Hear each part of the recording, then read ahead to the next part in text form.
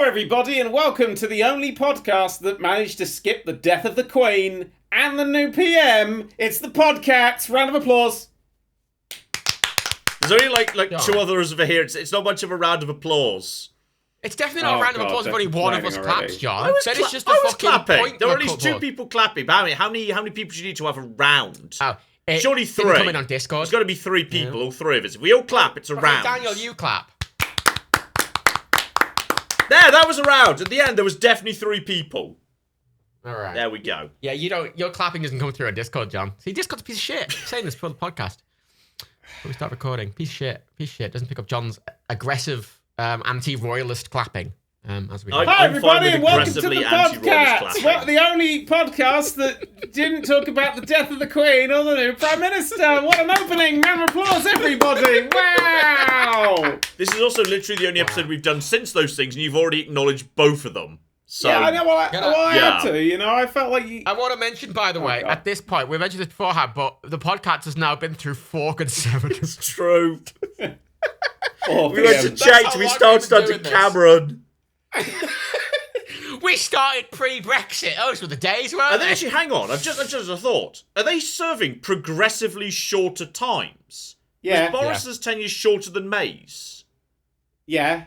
Oh, I don't know. I think it might have been slightly longer. I mean, Truss will be out before this goes up. No, I literally went to check this the other night. The shortest term Prime Minister in British history right now is 119 days. It was like back in the 19th century, the guy just died of old age. He made it 4 months. I think Truss can beat that. I'm not sure she's going to die, but I think she's going to be got rid of somehow or another within 4 months. I think she'll be gone by the end of the year. Legitimately. I'm not sure. I think she's going to set a new record. We're going for a new record. We are speedrunning the collapse of the government in the UK right now. All right, it's a new category in Awesome Games Done Quick. Sorry, if you look at the chart of like British Prime Ministers, you just see at the end them just getting short. Yeah, I think Boris Johnson was either. I think they were about the same. I think I remember at the time when everyone was saying Boris should resign, there being a big thing about he probably doesn't want to resign with less days than Theresa May, and I think he let it just tick over, and I think he just had like a week longer or something. Okay, so let's just annoy him if he's listening, in case he is a listener of the podcast, by saying it's basically the same. Oh well, that'll definitely. Oh wow, yeah, that'll piss you off, Boris. Old Alexander de Peffel, I'll show him. Yeah. I don't think he's a sub. To the rest of it, I've just looked up past prime ministers because I was like, have I literally since I started my career been under Tory PMs? And yeah, Cameron was 2010, so I've been doing it since then. Yeah. So that was when Cameron was in charge. Fucking joy. But as soon as it hits the 20th century with Blair, all the photos go black and white. Look, I don't know. There's just pictures. They definitely didn't. I distinctly have seen photos of Tony Blair in colour before. Yeah, I know. It's weird that like before 2007, the gov.uk website's like, nah, that probably didn't have colour. The 17-year-old that runs the website's like, nah. It's like so. I was born under Thatcher.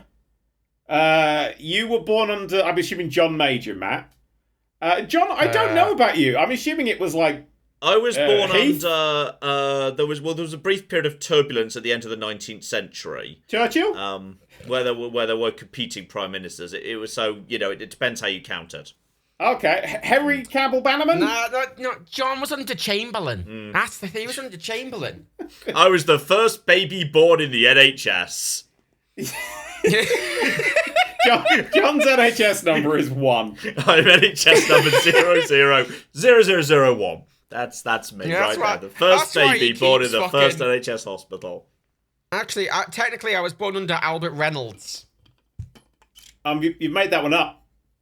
No, he was Taoiseach. He was Irish Taoiseach. Because of course, that's not what what I thought for a second then was that there was a prime minister who somehow managed to erase himself from time. And I'll be perfectly honest, if there's a way to do that, Liz Truss is definitely going to try it to erase these past 3 weeks. I mean, if we can, in some way or another, invent some form of thing where we whack it with a hammer and it resets time to somewhere around 2010, I think it's worth a go. I think we should definitely do a do-over of the last 10 odd years. I mean, really, there's something poetic, right, about Boris Johnson resigning, Liz Truss taking over, and then a week week later, the Queen dying, and then a week after that, the pound falling to its lowest. Like, it's the most extreme reaction I've ever seen. It was like instantly. Like 2 days after Liz Truss met the Queen fucking pops a clogs and was like, we're fucked. Fucking poetic, isn't it? Yeah. Oh, and then Liz Truss just pops up and says, you know what I'm going to do? I'm going to take all the bankers. I'm going to give you your bonuses. I'm going to give you a giant pay cut. And the bankers respond by saying, oh, fuck it. We hate this. No, we can't stand it. Get out and bad to the country. No, my favourite thing is just that video that circulated the day before the Queen died of Liz Truss going, well, I don't like the Queen. I don't think she should be in Paris. It could just be an incredible long game. Of course, we do have video of Liz Truss as a student saying, I'm a Lib Dem and I hate the Queen. Hate the Queen, hate Tories. It's taken her a long time. It has been a deep cover infiltration mission. No, but John, I don't think you understand, right? Her schooling was really, really bad, right? And she doesn't want that to happen again because, of course, she did go to school under Thatcher. Which she Thatcher was a bitch of a geography teacher. This is English, and this is English, and this is English, and all of this is English. See that little island there by Argentina? Ours.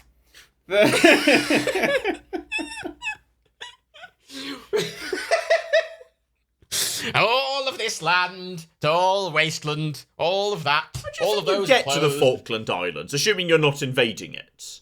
Probably like a tiny airstrip or something, right? No, it's only sheep that live there, isn't it? It's just 8 sheep. No, but you surely can't get a big plane there. So what, do you have to get a big plane to Brazil? Presumably not Argentina. That might be a bit sniffy, and then get a shorter small plane to a small airstrip. Most small countries like that will have usually a lot of ships will go to them. They're a really long way away from the nearest major body land. So surely you don't just need to go on a boat. You must be able to get to the Falklands in a way that's more convenient than a boat. Have you heard about the whole bombing raid that the British did on the Falklands during the Falklands War and how ridiculous that had to be? Well, I assume they had aircraft carriers, which made it easier, but I personally don't possess an aircraft carrier, which makes me hopping over there much. And also, I don't own an aircraft, so there are reasons I can't do the same thing. John, at the time, they didn't have any long-range bombers at all. Yeah, but they got okay. I'm not an expert on modern warfare. Ancient warfare, yes. Modern warfare, no. But if you've got a boat that's long enough to be a runway, which is what I understand an aircraft carrier is, then you don't need long-range bombers. You just park the boat nearby, and the planes go off that. They're not long enough to be runways, John. They literally have catapults attached to them to ping the planes off. That's functionally the same thing. That's not the same thing, John. That is definitely not. If you know how to fly a plane, right? If you know how to fly a plane, I don't. So this conversation's gone to a terrible start. Knowing you, very true. I guessed you wouldn't know how to fly a plane, but I feel like taking off and using your aircraft's own engine and motor stuff is very different from just being catapulted. Imagine if your first driving lesson they just loaded you into a trebuchet. And they're like, all right, check your mirrors, and then it would be a different kind of vibe. Well, here's the thing, John, as well, you got to understand. Especially then, right, they did have a couple of aircraft carriers, but they only had interceptors and fighters on. They can't really do bombings on it. They need a proper big bomber, right? Falklands has 2 airports, just to let you know. Yeah. Yeah, well, I am on the Falklands' own page for their tourist board, and here we go, another Englishman going onto the Falklands territory. It does feel like, yes, they do enjoy their flights going to Chile. Though actually, one of them is mentioned Argentina, so they're just flying flights in and out of Argentina. You got to think there's going to be some sniffy looks at the border, the passport control there. Well, so Operation Black Book, which is Black Book. That's where we dropped Dylan Moran on all of them. Genuinely, I did a double take there. 10 Quid says they're incredibly petty. They don't let you pass passport control unless you agree to, say, if you say, oh, where are you going? Say, going to Falklands. I don't know what that is. You're going to have to be. I'm going to Las Malvinas, all right? Can I go past now? The closest airport they could take off from was in the Ascension Island, which is on the equator. Mm-hmm. And obviously, the Falklands is near Antarctica, which is quite a lot further away. So I'm guessing there's no airport in Antarctica. No, not at the time. At the time, because none of the aircraft had a long enough range, they sent out a squad of 30 aircraft. And they did this ridiculous dance where they all kept refueling each other until they had one left that still had fuel. Hang on, if you're refueling each other, why don't you just refuel yourselves or use the fuel you're carrying on your own plane? How did they get back? Were these planes dropping out of the if sky? You've got two planes and both of them have got the fuel to fuel each other, or they're going around in a big fueling circle, why don't you just use the fuel you're carrying in your own plane? It was a very there's a complicated logistical. You don't know. There's some fascinating. You have things no about fucking clue. Well, I don't exactly remember the very specific details of this very old operation. Well, then you maybe shouldn't have started telling this story if you've no fucking clue what it means. I just think it's interesting. I think it's an interesting thing about how bad the British were at the time. They're like, oh shit, we're being invaded. What do we do? Oh, we don't have any We form a planes. giant petrol circle jerk in the sky. Genuinely, apparently. you joke, but yeah. Like, I like the fact their airport's called Mount Pleasant Airport. That's nice. Yeah, oh, yeah. that is lovely. All the sheep. That's really nice. I mean, the Falklands, they're very flat, aren't they, the Falklands? It's a very I flat thought you were island. about to say airports. I was like, yeah, there's a reason for that, John. It's a good island for an airport. Like, you know, if it was more mountainous, it would be more difficult. Like, this was not a difficult island to slap down an airport on, though. It looks so flat. You gotta think they're gonna be concerned there about rising sea levels. Like, another metre, that entire island just goes overnight. I mean, this is Thatcher's ultimate victory, isn't it? It's Thatcher's. If the Argentinian games, we'll just wang up the coal usage. We'll get rid of all those pesky green things and drown. That's the plan. That's the long con, like, ultimate epic battle simulator fucking That's the plan. Tsunami clip. Fucking Thatcher's there being like, yeah, fucking like rolling on a grave. Yeah, and then all we're left with on the earth is like... Wait, how did we get to this again? Monk. Where the fuck did we start? You didn't understand what a runway was twice in this same podcast. Also Liz Truss, which, you know... Oh, stop saying that name. By the time this goes up, it'll be... Okay, Have you seen Labour?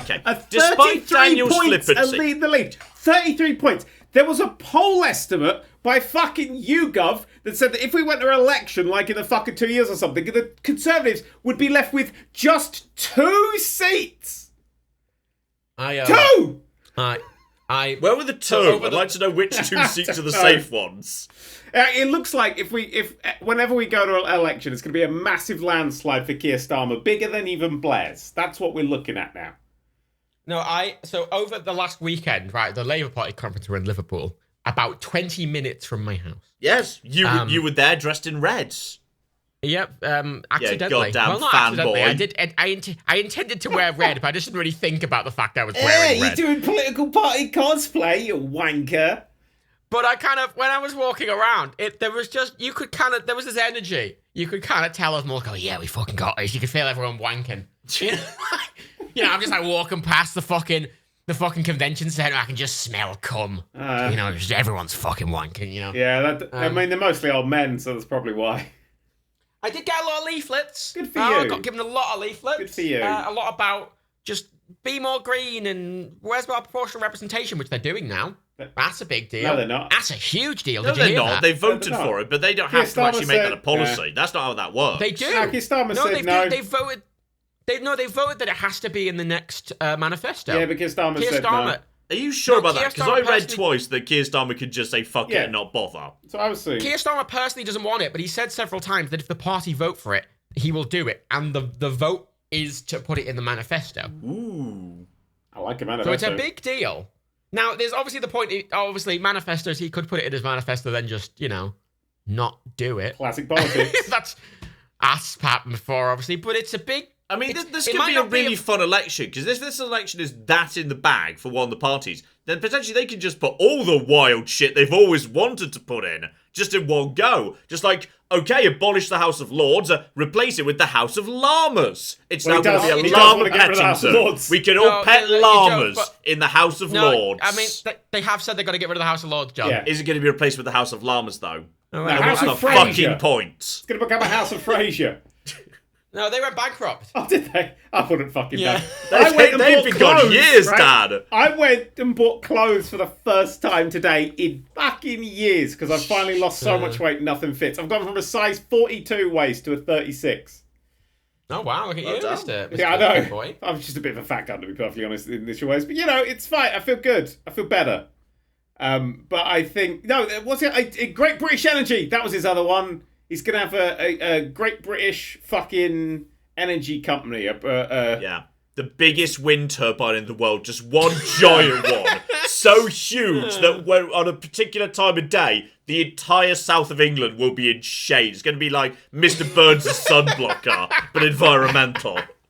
John, they never build anything in the north. It would be in the north, not casting a shadow. It'd be casting a shadow on the north. Like, let's just put it that way. And also say, have you seen that way everyone gets a bit of shade depending on what time of day it is. What they said they're going to do. Replace one of the towns no one really cares about, like Loughborough or Derby, with the world's biggest wind turbine. Yeah. Oh, replace Wigan, please. Replace Wigan. Please, Lord. Bolton. Please, God, replace Bolton. Wigan. No, get rid of Luca Bolton Baruga for anything. Get rid of Luca There's a bunch of Baruga, places. put the giant one in. But have you seen how they're going to power it? They said they're going to put Liz Truss on one of the rotor blades, and she's just going to talk in one direction about how this is actually good for the country and how the pound collapsing is great. But if you've seen her speak, her speaking is like a stuttering laptop. You don't want to have anything powered by that. You know, it's going to be incredibly inconsistent. It's going to be like, I don't like it. And then there's going to be this long pause where we're not going to be generating power. We're going to be like, Liz, get on with it. There's this terrifyingly large pause. And then everyone's going to awkwardly start clapping so she'll say something. My best thing about all she'll... these clips that were doing the rounds just like the other day was like, it wasn't like this was one interview. She had one car crash interview, then got the car to the next one, and the exact same thing happened. Like, she at no point during the car ride between the two thought, you know what? Maybe we should have a think about what my answer's going to be. When the next guy asked the exact question I was just asked to completely fuck up. Like, no, I'm going to do it again. I'm just going to keep sending in more trains. Yeah, I think it's because I watched her speech and I was like, this reminds me of something. What is this sort of like little bit talking pause? And I was like, oh, I remember. It's like when you used to stream porn on dial-up. And you'd get like a little bit of the story and then it would freeze you. You're like, come on, I'm here for a reason. And you never actually got to the end of it. That's what it reminded me of. And if you did get to the end of it, it wouldn't really resolve the story. Yeah. You know, they just like give up at the they end. Do. You know, It's so you annoying. could have just Porn used rights, any reference to any form of online video pre the YouTube era. It was all like that, like web serials like that too. But you went straight to the porn, didn't ya? Yes, I did, because Liz Truss makes me a horny boy. Well, that's the end of the podcast. Good night, everybody. I mean, full stop. This is it. That's the end of the podcast. We're cancelling it. That's the last word. I cannot be the only person who is sexually aroused by the death of the Conservative Party. It cannot just be me, and that's what she represents. No, but there's this thing with it, right? In that, there's something incredibly pleasurable about just watching her flan and listening to all those interviews where every single person is like, everyone's like, what the fuck? There is no one in the world. I have not heard anyone defend her. You know what she is? Like random you know what she is? She's the third supply teacher they called. That's what she is. That's fair. But this is the problem, right? I once had a terrible French teacher who started crying during most lessons. And I feel like Liz Truss... I think if Liz Truss was a teacher, she'd be the one who'd start crying halfway through the lessons. But this is the problem. She's doing all that, right? And it's fun with listening to interviews, and it's fun watching all the polls, but she's kind of doing it simultaneously while destroying the country, which is like... And she does get to keep destroying the country for the next 2 years, and if she knows she's going to lose the election, she's kind of got no reason not to just go as extreme as she fucking wants. Yeah, but... I mean, it's not even been a month now. It's not even been a month yet, the Queen's dead and the pound's destroyed. What's she going to do in fucking another 23? Like... She could hook up with that finance guy who does all the things. I can't remember his name. Whatever his name is. Oh, no, she already has. No, it was Amber Heard, wasn't it? What? Amber Rudd.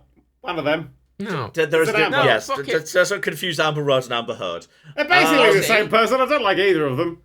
Quasi and Liz, genuinely, because they wrote that book together years ago, and there's a lot of very substantial rumours from years and years ago that they've been having a limp financial relationship. What, you mean a weak pound? Yeah. Yeah. I mean, I'm just wondering whether this is going to get out of hand in the sense of they're just going to have to keep coming up with stuff to distract from the old stuff. Like, everyone was babbling on about energy prices. And I thought, okay, what if we fucking break the entire UK interest rates and finances, so everyone's going to start talking about their mortgages. Okay, now no one's talking about the fucking energy anymore. Thank God everyone's talking about the fact there's going to be a giant housing crash that's going to destroy the country and £1 trillion of unsecured pension funds are about to crash. Oh, thank God. Yeah, but what about that? Oh, shit, now they're talking about that. Okay, we need to come up with something even worse so people stop talking about that now. And it's just going to keep doing that every month. Every month she needs to come up with something worse. No, but when do you think she's going to commit arson? Because I feel at some point she's going to, like, set Parliament on fire and be like, oh no! Oh my God!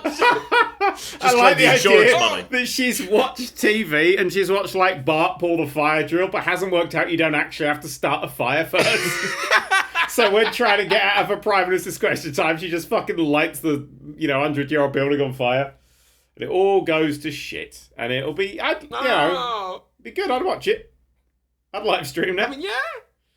You know what? Going back to what we were discussing earlier, I think I know what she's going to do next when she needs like an ultimate level of extra distraction to distract from the other stuff she's already fucked up. Oh, God. She's going to invade Argentina. It's the only logical thing she can do. Like a fucked up, nonsensical variant of something Thatcher did. Yeah. Like, it makes sense. It probably makes sense if you're Liz Truss. Actually, no, you've got Liz Truss's brain in your head. You know what she should invade Argentina. No, not Argentina. Argentina's been done. Thatcher did that one. She should pick another little island nation and be like, yeah, we'll have that. Imagine the fucking another hilarity. Little island nation. Little one. You are really wow. Where do you think Argentina is? I meant, the Falklands bit. This was the thing that happened, and then Argentina did more. But I think actually she should go over somewhere Canary else. Islands. Canary Islands. We've got some beef with them over Gibraltar and shit. Right, let's fucking invade the Canaries. At least then we get somewhere nice to go on holiday out of it. Let's go to war with Spain. No, John, Taiwan. Just invade Taiwan. No one will see it coming. We'll take them fuckers out immediately. Take over Taiwan and try to be like... That's true. All their guns are going to be pointing in the wrong direction. Yeah. If we just come from, like, the not China... South. Yeah, exactly. Oh, that's fucking genius. genius. It's fucking genius. That's the thing. She'll do it and she'll be like, I'm doing it to protect Ukraine. Yeah, She will. She'll be like, no. Look, I'm telling you, if we want to take over any islands, it's Let's the Canary annex Islands. the Crimea! The Canary Islands are going to be completely unguarded. No one's guarding that, and we get somewhere nice to go on holiday out of it. Okay? Oh, yeah, we can't. Well, yeah, you fuckers can't go there visa free anymore. Fucking Brexit boys. Hey, wankers. I will say two things. One, I'm glad we got the politics out of the way early. But two, I think we should edit this podcast so we start the podcast again from the start, mention that we recorded all this politics stuff, and then put it at the end so we don't scare everybody off. No, that sounds like I love work. scaring people. Because I probably shouldn't have shouted, let's annex the Crimea again. Okay, but, okay, one thing we do have to cover. Uh-huh. Despite Daniel's flippancy at the start, we do need to acknowledge a very significant death has just occurred. No, you're right. No, I know exactly what you're referring to. We need to acknowledge this and have just a moment to reflect the sad loss of Google Stadia. Aww. Stupid fuckers. They were pretending it was healthy as recently as a month ago. No. Excuse me. They were pretending it was healthy yesterday, about an hour or two before the fucking news happened, when they announced loads of games that were coming to it. Yeah. That's very Google, though, isn't it? I will say, Google in a nutshell. No, they had some serious fucking competition, though. Like, because they launched at the worst possible time. Like, it was a games console that wasn't really a games console, so, you didn't have to pay for any expensive hardware and stuff. And that was a really bad time because all the hardware was expensive and you couldn't get a hold of other consoles. No, actually, that's a great time for them to launch. But also there was a global pandemic, which meant that everybody was home in need of something to do. But how did they fuck it up, is what I want to say. Actually, I know how they fucked it up. At the very start when they went, oh, you have to buy the games full price. Yeah. That's when they fucked it up. Xbox do the same thing. You just pay for Game Pass Ultimate and you get the cloud streaming with all the games. Yeah. I think this is going to do a lot of damage to the next person who wants to do something similar, but, better. Because, on this occasion, I need to double check precisely how thorough this is. I was saying that it was looking like they were going to refund, everybody everything, which I'm not convinced I necessarily believe. I need to double check that's definitely everybody. I'm pretty sure that's what they've said. but it might just be Google Play vouchers, and then you might have like $1.50 The next company that does this might not, and then you've just spent all your money, and now your game's gone. Just two things quickly, by the way. I went on to killbygoogle.com, and 3 more products have been killed since Stadia.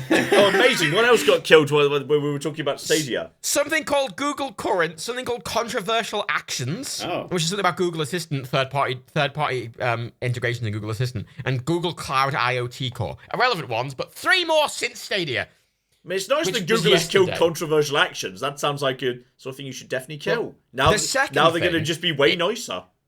I was always annoyed at Stadia, specifically because NVIDIA were doing Stadia before Stadia, years earlier, better. Because with NVIDIA's thing, you buy the games in the same way, and you buy a subscription to the cloud service, right? Mm-hmm. And you play them via NVIDIA's cloud service. The difference is, they give you a Steam key! Like, when you buy the game, you get it on their service, and they give you a Steam key. So you own it, but you also get it on their service. It's like a win-win. I will say that as much as they're refunding everybody, if they are. Well, they are. They've said they're going to refund people. I don't know how they're refunding people. They're going to get you some sort of financial compensation. What about the developers who have been making games or porting things? No. Sorry, they've specifically said they're refunding all Stadia purchases, hardware, software, and DLC. Everything. Yeah. I mean, we don't know how that money is coming back to people. It, again, might just be Google Play currency, because if you get £1,500 worth of Google Play currency, they lose nothing, Only purchased through the Google Store. Yeah. Because, was there any other way to buy stuff for Stadia anyway? You can't buy it in any other way. No, but when I say... Because that's hardware. Like, if you bought a Stadia controller, they're refunding it even. Yeah. But... Again, what about the developers who are making games right now for Stadia, or who have been making games, who are... There's a guy who made a game I was looking at on Twitter who is 2 days away from launch and wasn't told. There's people whose games are coming out in November. If he got the money to raise... if he got the money up front and now he's just released from the contract, he could now just port it to something much better. No, yeah, I get the feeling that, like, every Stadia game, pretty much, Google's just giving them a bunch of money to make the game, and I imagine all of those contracts are still... I cannot explicitly state just how many tens of millions it costs for the big AAA games. They shat money into Stadia like you wouldn't believe. Like, it was over $10 million for Red Dead Redemption 2 to come to Stadia. But I'm fascinated by the fact they spent that much money, right? And now they're not just going, we're stopping it. They're going, hey, every penny we've ever made from this project, we're giving back. Which is why I'm incredibly suspicious as to what form and how that'll work. If it comes out as its play credit, they lose nothing from it. You just get an access to a thing. Financially they lose nothing. So, but I mean, there's also stuff like there were exclusive games on there.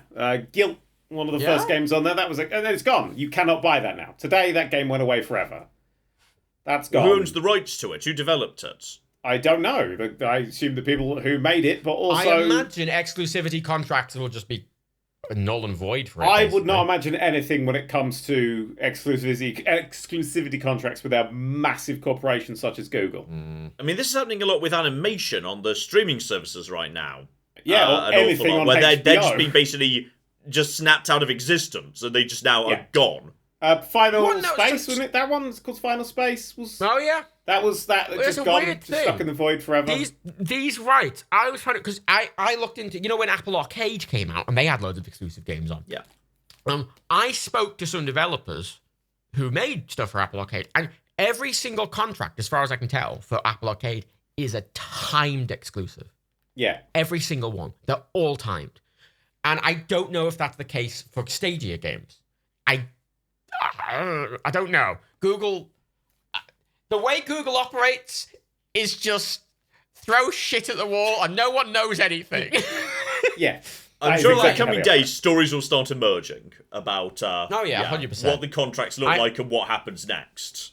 Yeah. Oh, yeah, I'm sure people are going to say, fuck it, who cares, We'll see if any staff were told ahead of time and all that sort of stuff. I doubt it. 100% that, no. There's 100% they was going about their day and some random Google exec just came, what the fuck?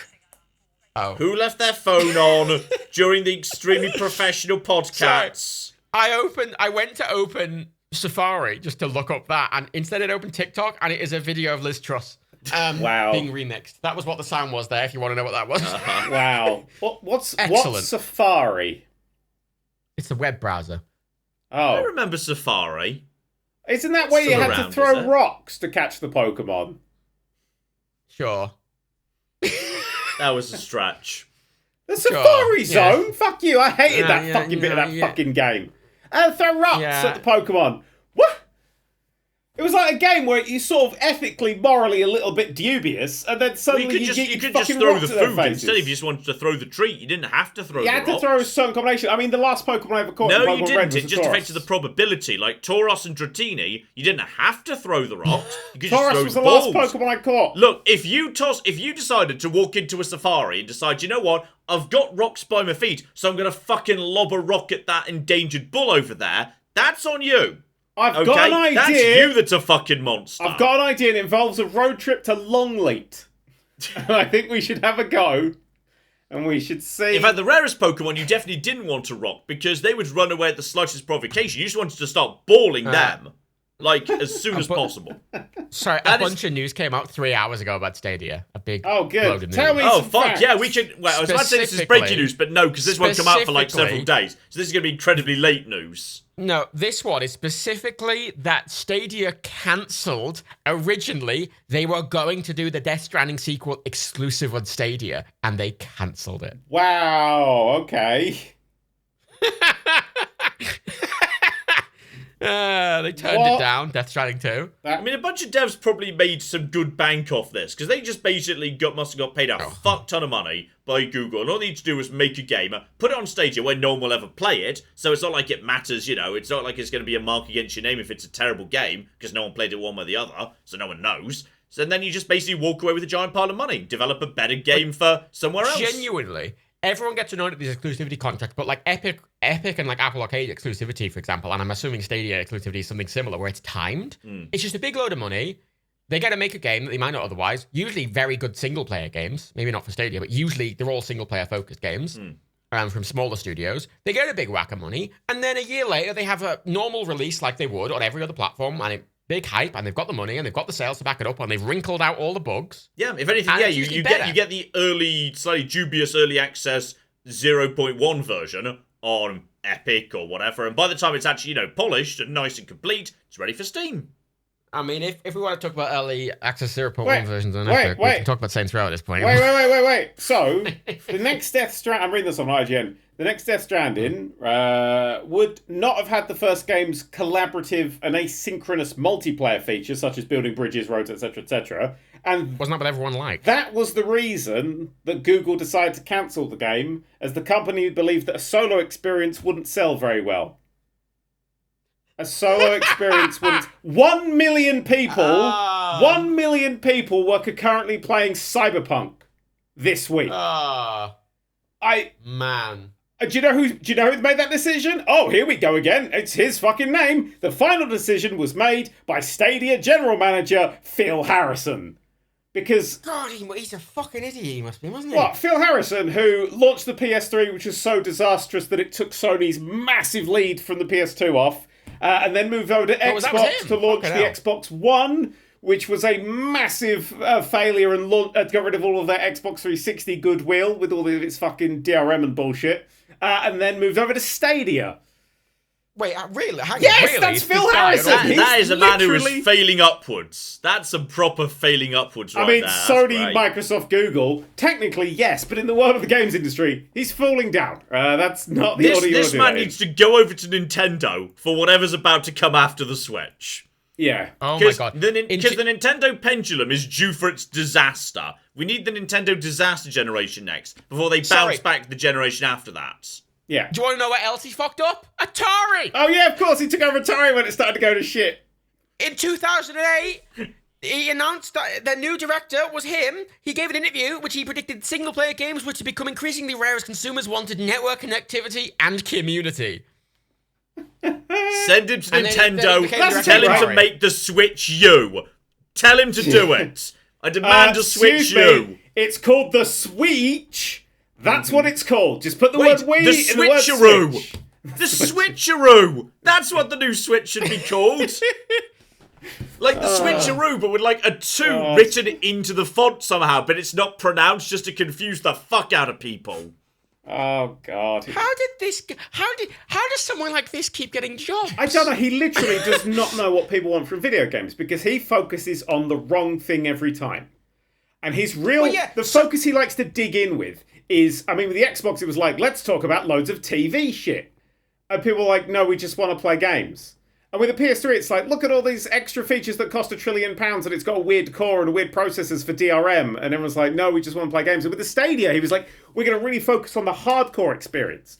We're not going to push this much simpler way of getting access to these games for like sort of in a broader appeal, because people who don't really play games, they won't mind a bit of lag or a bit of, image degradation. That's kind of how they'll see that the games work. No one cared that the Wii had terrible graphics. It worked fine, but he really pushed it towards this hardcore demographic, and people who play first-person shooters and fighting games and shit don't want to have their controller input sent to a server in a different country to then have the image sent back to them. So he's just the worst at pointing the things. He just doesn't understand gaming. Can we maybe weaponize this man to destroy things that we want to be destroyed? Send him into blockchain and NFT games so that he can absolutely destroy them beyond measure. That's destroying itself, John. I mean, that's taken care of, honestly. It is mostly taking care of itself. But we could send him to be, say, the new Prime Minister when Liz Truss falls. I mean, would he be worse, though? That's the question, is would he be actually worse? Could you be worse? That's the thing. I mean, probably, yeah. But, I don't know. We were saying this about Boris Johnson, and here we cocking are. Yeah, but because Boris Johnson was scraping through the barrel, Liz Truss is something they found underneath the ship, and now there's loads of fucking water pouring in.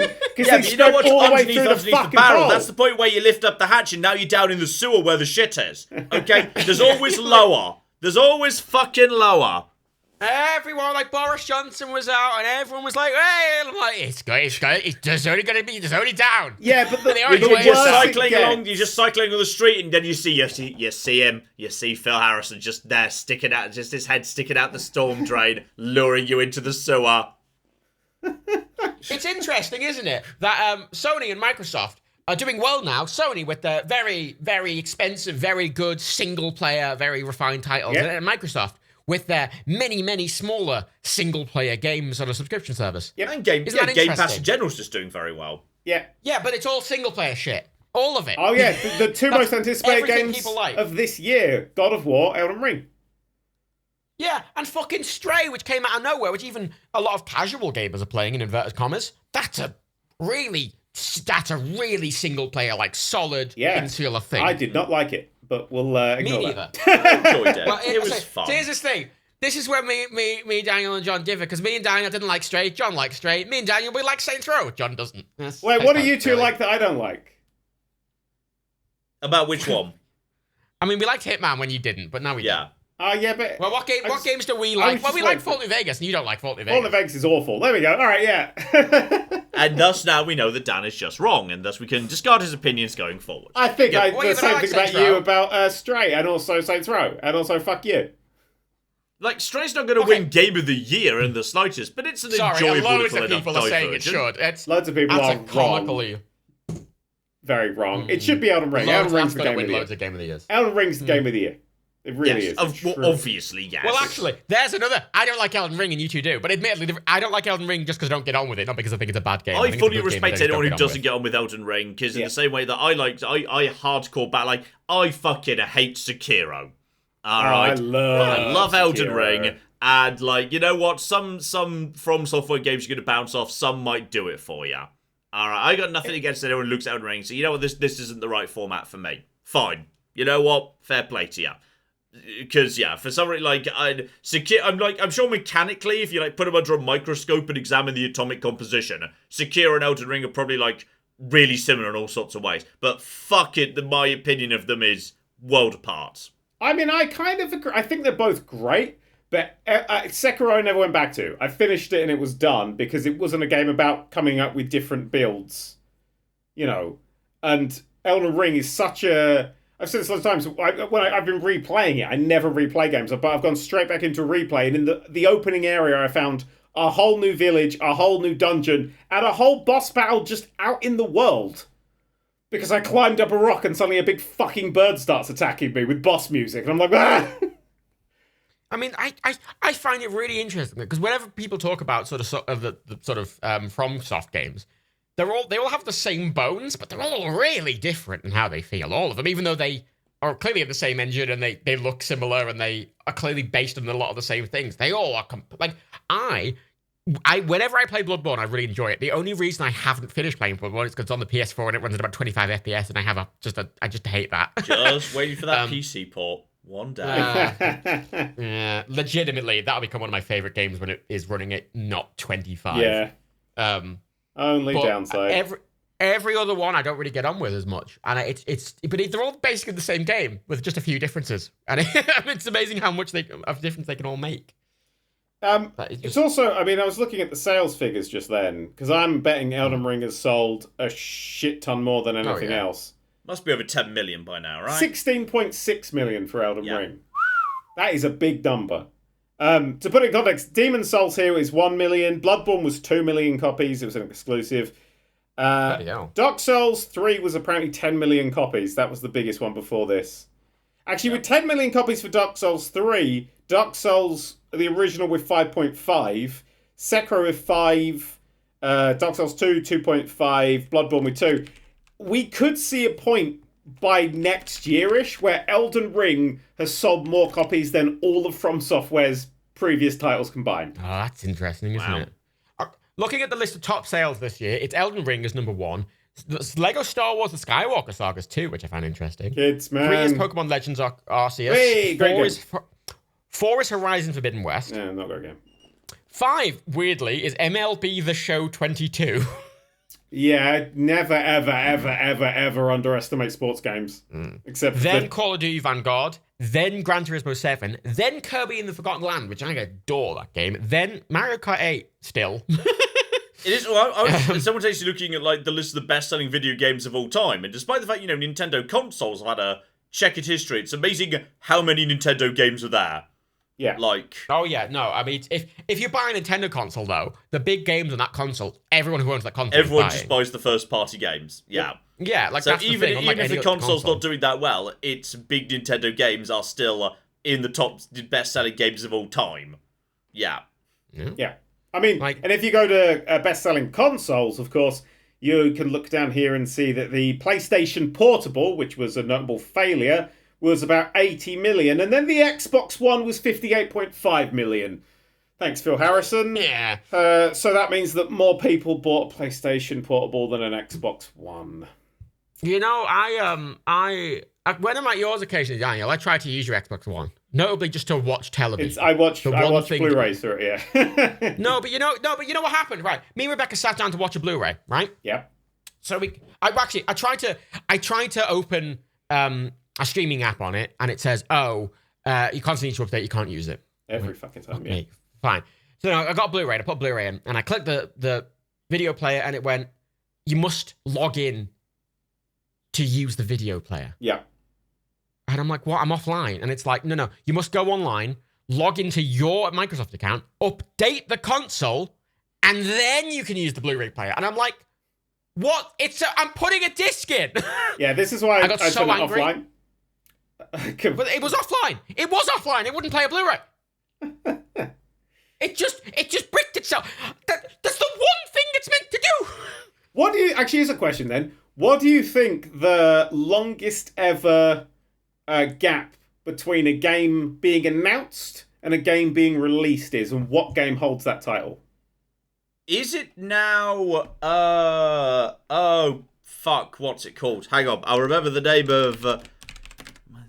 Beyond Good and Evil 2. It's Beyond Good and Evil 2, which is. I thought it might be. That's been fucking in the ether forever. 5,234 days since the first trailer. Jesus. Which, to put it in perspective, beats out the 5,156 days between Duke Nukem Forever's 1997 announcement and its release in 2011. Thank you, Brendan Sinclair on Twitter for that fact. That a lot of people sent to me today.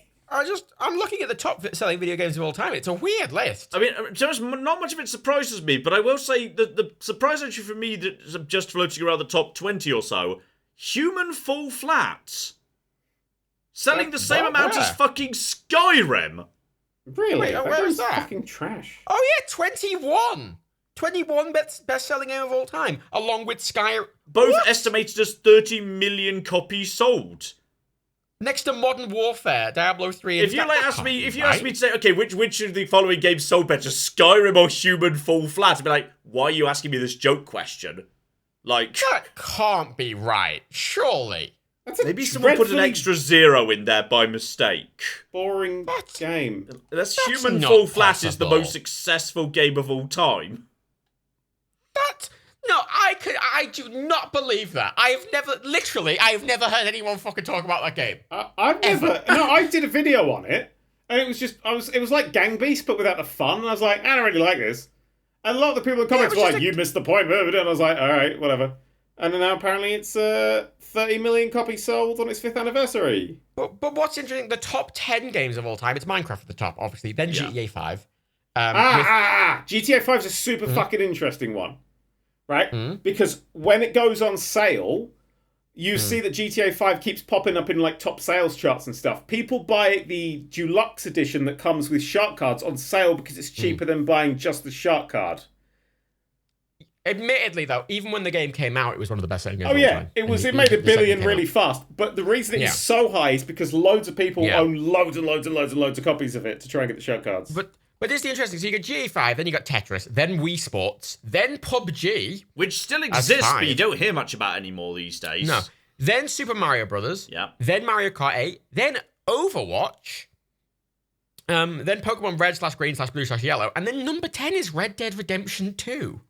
Yeah, advertising, baby. And then 11 is Terraria. That's fascinating, that. I would not have... Like... This is saying that Human Fall Flat sold better than Breath of the Wild. And San Andreas. Yeah. Who'd play San Andreas when you could play Human Fall Flat? I don't believe... I 5 million more copies of GTA 4. Well, I think... knocked Pokemon Diamond, Pearl and Platinum into a cocked hat. I think a lot more people... that figure. I think a lot more people are playing games now than before. So around the PS2, as much as the PS2 was the best-selling console of all time, let's be real, it didn't have competition. All right? Sorry, N64 people, it didn't. It just obliterated everything. But there was a few people gaming on PCs, but it wasn't like a huge amount. But now PC gaming's more popular, mobile gaming's more popular. It's like the inverse, when people are like, oh, Diana's funeral was watched by more than the Queen's funeral. Well, yeah, of course it was, because less people watch TV now.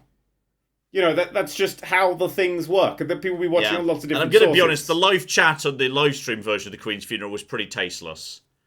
They had to keep interrupting it to read the donations, and I'm going to be honest, it took away from the solemnity of the event significantly.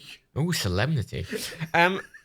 In the wiki, that's right. I'm proper educated. Me, I use the fancy words. The section here, one of the reasons it says for such high sales, apparently it's China. Oh, there it is. Part of the sales included the popularity of the game in China over 2020 after being released there, in part due to the game's popularity during the pandemic. And obviously China had a full lockdown for a very long time. Yeah, they did. And games don't really get released in China very often. So it was a cheap game that you could play with friends while in a massive lockdown.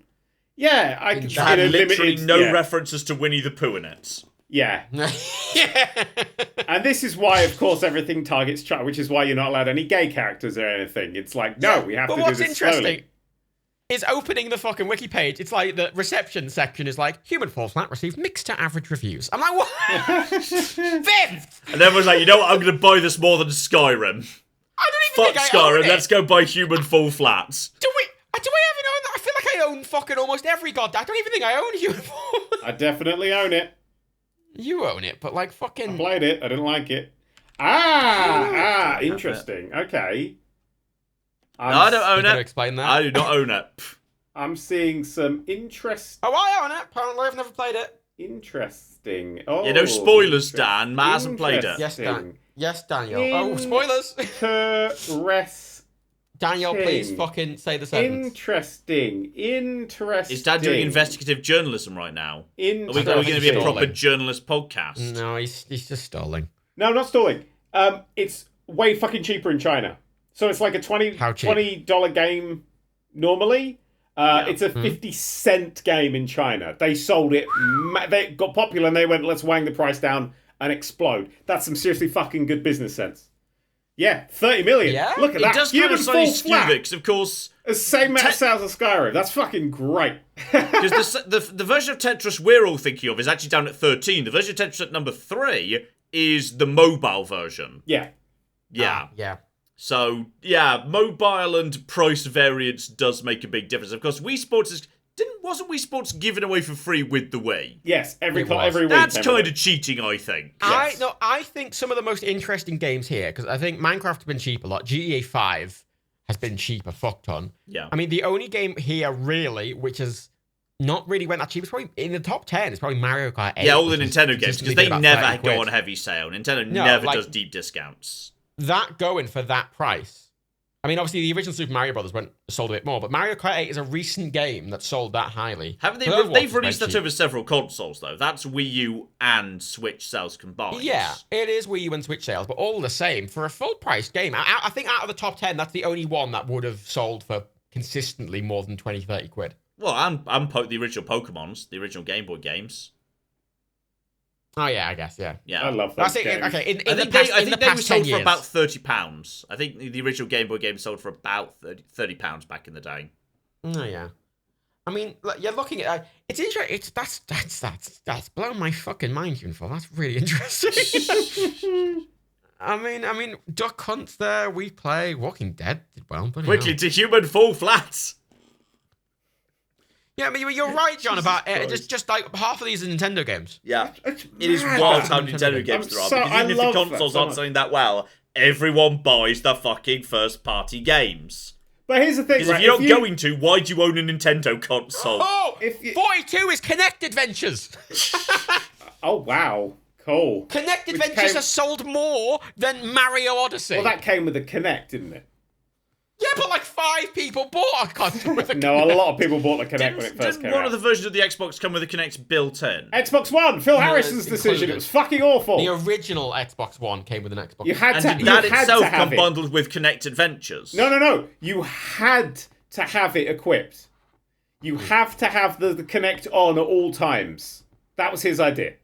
Yeah, I feel like this is another one where there's been some fiddling with the list due to weird business practices. I mean, if you want to include like games that people have played, Candy Crush should smash everything on that list.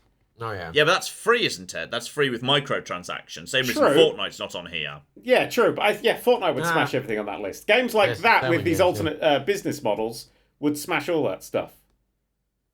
That's kind of that's as opposed to GTA 5, where people will pay up front, then keep paying anyway. Oh shit! We haven't talked about GTA 6. Because some people just have too much money. Oh yeah, GTA 6 had the huge GTA 6 is out, and people are already in court and/or prison for it. Yep. Yeah. Which is don't really hack into big corporations. I mean, look, pro tip. It was a British person that did it, wasn't it? Yeah. It was a Brit in the end. It was a kid. 17-year-old. Yeah. Yeah. Years and years ago, right, when on the company Slack, nice and easy. The people who made Just Cause 4 multiplayer, who made Just Cause 3 multiplayer. Oh no, sorry, Just Cause 2 multiplayer. Sorry, who made Just Cause 3 multiplayer. They, in the middle of that, were trying to make a GTA 5 multiplayer. Like a modded one. And I remember I spoke to them, because at the time, the NetCube fucking Just Cause 2 server was the biggest one. And I had a chat with them. And they were saying, they were in Germany, and they said they started working on it. And literally, a week later, after they started working on it quietly, lawyers turned up at several of their houses in person with a cease and desist from Rockstar. They are fucking serious, Rockstar. No, it's Take-Two. Take-Two, yeah. You gotta love the companies that are way more modder friendly. You gotta love that. Oh yeah, I mean, if it wasn't for modder friendliness, one of the reasons I like my Bethesdas. Yeah, we wouldn't know Paradoxes. They're very friendly to modders. Mm-hmm. Oh, did you see one of the things that they announced with the 4000 series cards? Where they were just like, hey, look, we've built in a system that can rip Morrowind and make it RTX for modders. Yeah, no, I saw that, but it was the weirdest shit because it wasn't just, hey, we're gonna like retexture. Like there were assets in the version they were showing for the improved version that were not in the original. Like there was just extra shit on the table that wasn't there. I was like, I'm not sure I want my graphics card to add additional assets into the world. That's fucking weird. But I like that because all of that's just like models are cool. That's the whole vibe of that, which I think is really nice. I think that's a really nice thing. I adore that. So it works with every well, not every, but most, or a certain number of DirectX 8 and 9 era games. So you're talking between Morrowind and up to Portal and stuff like that. Because Portal, of course, is getting an RTX mod, an official one. So the original Portal's getting RTX added to it. Using this thing. Okay, And it literally... can I just put my hand up for a second? Yeah. I see this word a lot. What actually is RTX? It's ray tracing, baby. Ray tracing. It's hardware ray tracing. Instead of lights being like... Continue defining, because I understand it's a pretty thing that's intensive on a graphics card. Yes. So, you know how light comes out of a light bulb and bounces around a bit? Well, we kind of fake that a lot. Conceptually, I'm aware... Like photons. Yeah, photon. Oh, fuck, let's not get into science. Yeah. It's become that bit. Oh, God, if wave particle duality comes up, I am going to kill myself on this podcast. I will say that now. If I have to start explaining quantum superposition to John... Wait, you mean the photons don't just go in a straight line? No, shut up, John. No, John, they do. Straight line. No, even when you're looking at them. Fuck it. Right, John. Light comes off of a source, yeah? Light comes off of a source and it goes and it bounces around for a bit. You know that. Light does a bit of a bouncy bouncer, yeah? If you turn the light on, bouncy bouncy. Well, ray tracing is just bouncy bouncy. Instead of just like, this is making a light and it's casting a shadow there because that's in the way and we generate the shadows, now the light is doing the bouncy bouncy, but it's also taking in information from where it hits. So say you shone a light on a green floor and there's a white wall next to it, then the white wall will have some green light off of the floor scattered onto it. That's ray tracing. That sounds very complicated and intensive. It's a lot of maths. It's intensive. You need special bits of the graphics card to deal with it. It's fucking the biggest, I think, evolution in gaming graphics. It's called ray tracing because it literally, John, they literally trace every ray. Where every ray of light is going. Yeah. It makes sense now. Yeah. They have to render all the different bounces, and you'll see RTX is like a subset of several things. Like you'll see some games have ray traced ambient occlusion or ray traced shadows. Not all of them are necessarily mutually exclusive. Like Watch Dogs Legion, for example, had ray traced shadows and reflections, but not ray traced lighting. Yes. I really appreciate it when setting screens just have me like a little picture so I can see what happens if I change things. Like Resident Evil does this a lot. Because otherwise, like, game says, like, do you want ambient occlusion? Or I was like, I've no fucking clue, mate. Yeah. I mean, do I? I've no fucking clue. Probably. I really like the games that have an option, which is either high, where it looks kind of okay, and then it's just low, where it looks like a potato. And it's like, well, one runs terribly and one runs fine. And they're the only two options. And that's what it shows you in the background. And it's like, wow, such a good computer. Resident Evil 2 has such an amazing set of graphics options where it tells you, like, live, what is this going to look like? What does this actually really mean? What's the likely impact on performance? Brilliant set of settings. I liked because I like ones that explain what everything is, because like as much as I keep up with stuff, if you see like TXAA, I'm like, oh, which one's that again? I don't fucking remember. But my favorite one, I think it was Unreal Tournament 3, if that quite a while ago. But if you go back to it now and put all the graphics up to max, you just hear a voice go, "Holy shit!" Because it was built for a computer that was further on. You know, they actually put some extra stuff in there. So I love that. That was a wonderful. When I was younger, I remember because I used to play X-Plane like 10 and 9 loads, and that game in the graphics settings had such a weirdly high bar. Clearly, they built that game and went, okay, someone in 10 years can run this on high. The crisis mode. And it was, it was really fun. And there's something about how quickly graphics technology is advanced nowadays that we're getting this really amazing ray tracing. Because, I mean, John, have you played Minecraft RTX, have you? No, I've barely played any Minecraft at all, to be honest. Well, this is the thing. Minecraft RTX is interesting because they have they have the maps, the little maps they've made that are basically giving you a tour of RTX, and it explains what it does and actually shows every instance of how RTX works. There's a reason NVIDIA were using it as the tech demo. Because it's a really good way to explain exactly how it works. And obviously, it's Minecraft, so you can physically put something there and see what it's doing. Yeah. And it's if you want a good dive into RTX quickly and easily, just try Minecraft RTX and download the preset RTX map that just gives you a bit of a tour and it explains what everything's doing and it's cool. It's so cool. It's also, I mean, that you put down a thing. Well, Minecraft is one of the best games for that because it shows how much graphical oomph comes from lighting. It's something the film industry is known for ages, but it is lighting really sells something. And in a video game, having those little... Because Minecraft looks like, a bunch of shit. And it's always looked like a bunch of shit. That's kind of its appeal. But it's that same bunch of shit, only this time the lights are working properly. And that means that when the sun comes up and it hits your red brick wall that you've built, that red brick then glows red. And your whole place glows red in the morning. And it gives everything just such a sense of purpose and feeling and just really exist. Like you really exist in that little place. And for a game like Minecraft, that's fucking essential. And I think that's where really it brings to life. Like it's not just a thing that improves hyper-realistic games because they're like, oh look, we've got new eyelash technology and eyelashes fall out over time and all that sort of shit. And you're like, oh yeah, great, I don't care. Like that's not like 8K, fuck you. I can't even run games at 4K. I don't care to. Like 4K to me, 1 440p, 4K, they're the same thing. I can't see the difference. I don't give a shit. One makes my computer screen, one doesn't. Which one am I going to play? But with ray tracing, it's just such a big improvement on every 3D game. Like, that's what it can really bring. The problem with ray tracing as a marketing is the amount of people, right? I mean, I see it all the time in fucking comments for our YouTube videos, is always, I wish this game had RTX, right? A lot of games don't need it. Especially a lot of modern games. Like, Legion's a good example of a game that's... The lighting in Watch Dogs Legion is fantastic. Yeah, well, Watch Dogs Legion needed ray tracing because London's wet. And yeah, but it's that's for the reflections. The lighting isn't ray traced. The lighting isn't ray traced. No, the lighting, I believe, is baked completely in because, but this is my point, right? So many people bring up the ray traced lighting, and in a game like Minecraft, it's perfect because it's dynamic.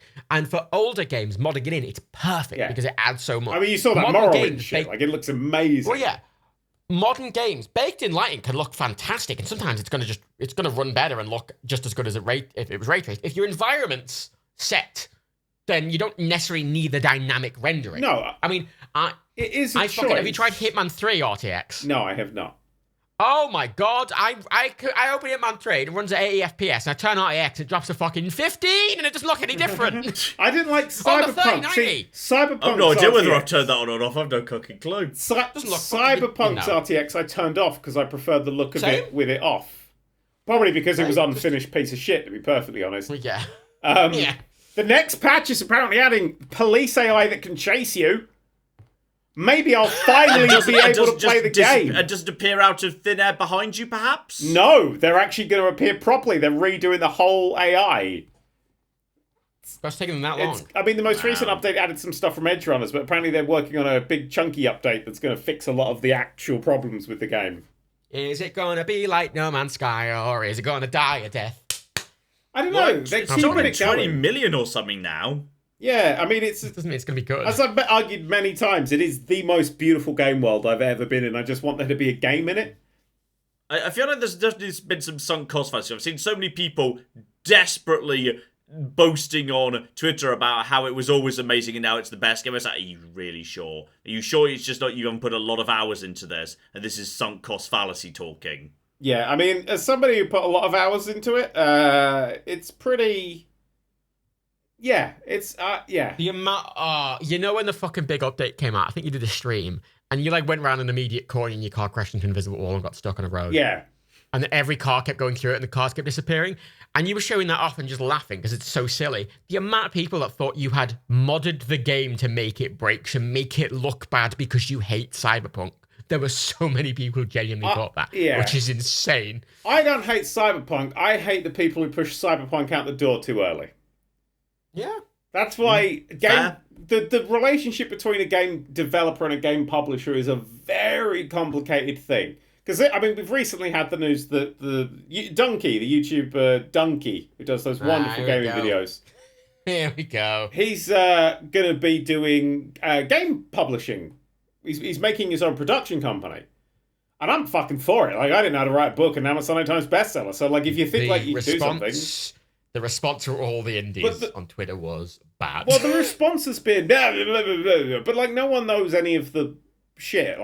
Surely, I haven't really followed this in great detail, but unless he's actually going into indie developers' houses with a gun and forcing them to work with him, surely, if they don't like him, they could just not work. Yeah, he's just another publisher. But if you are in that sort of, if you have a game that is fun to it's a very a surgeon simulator back in 2013, or a human fall flat now apparently, something that's a bit YouTuber baity and a bit more fun to make videos and stuff out of, fuck me, that is someone I'd go to.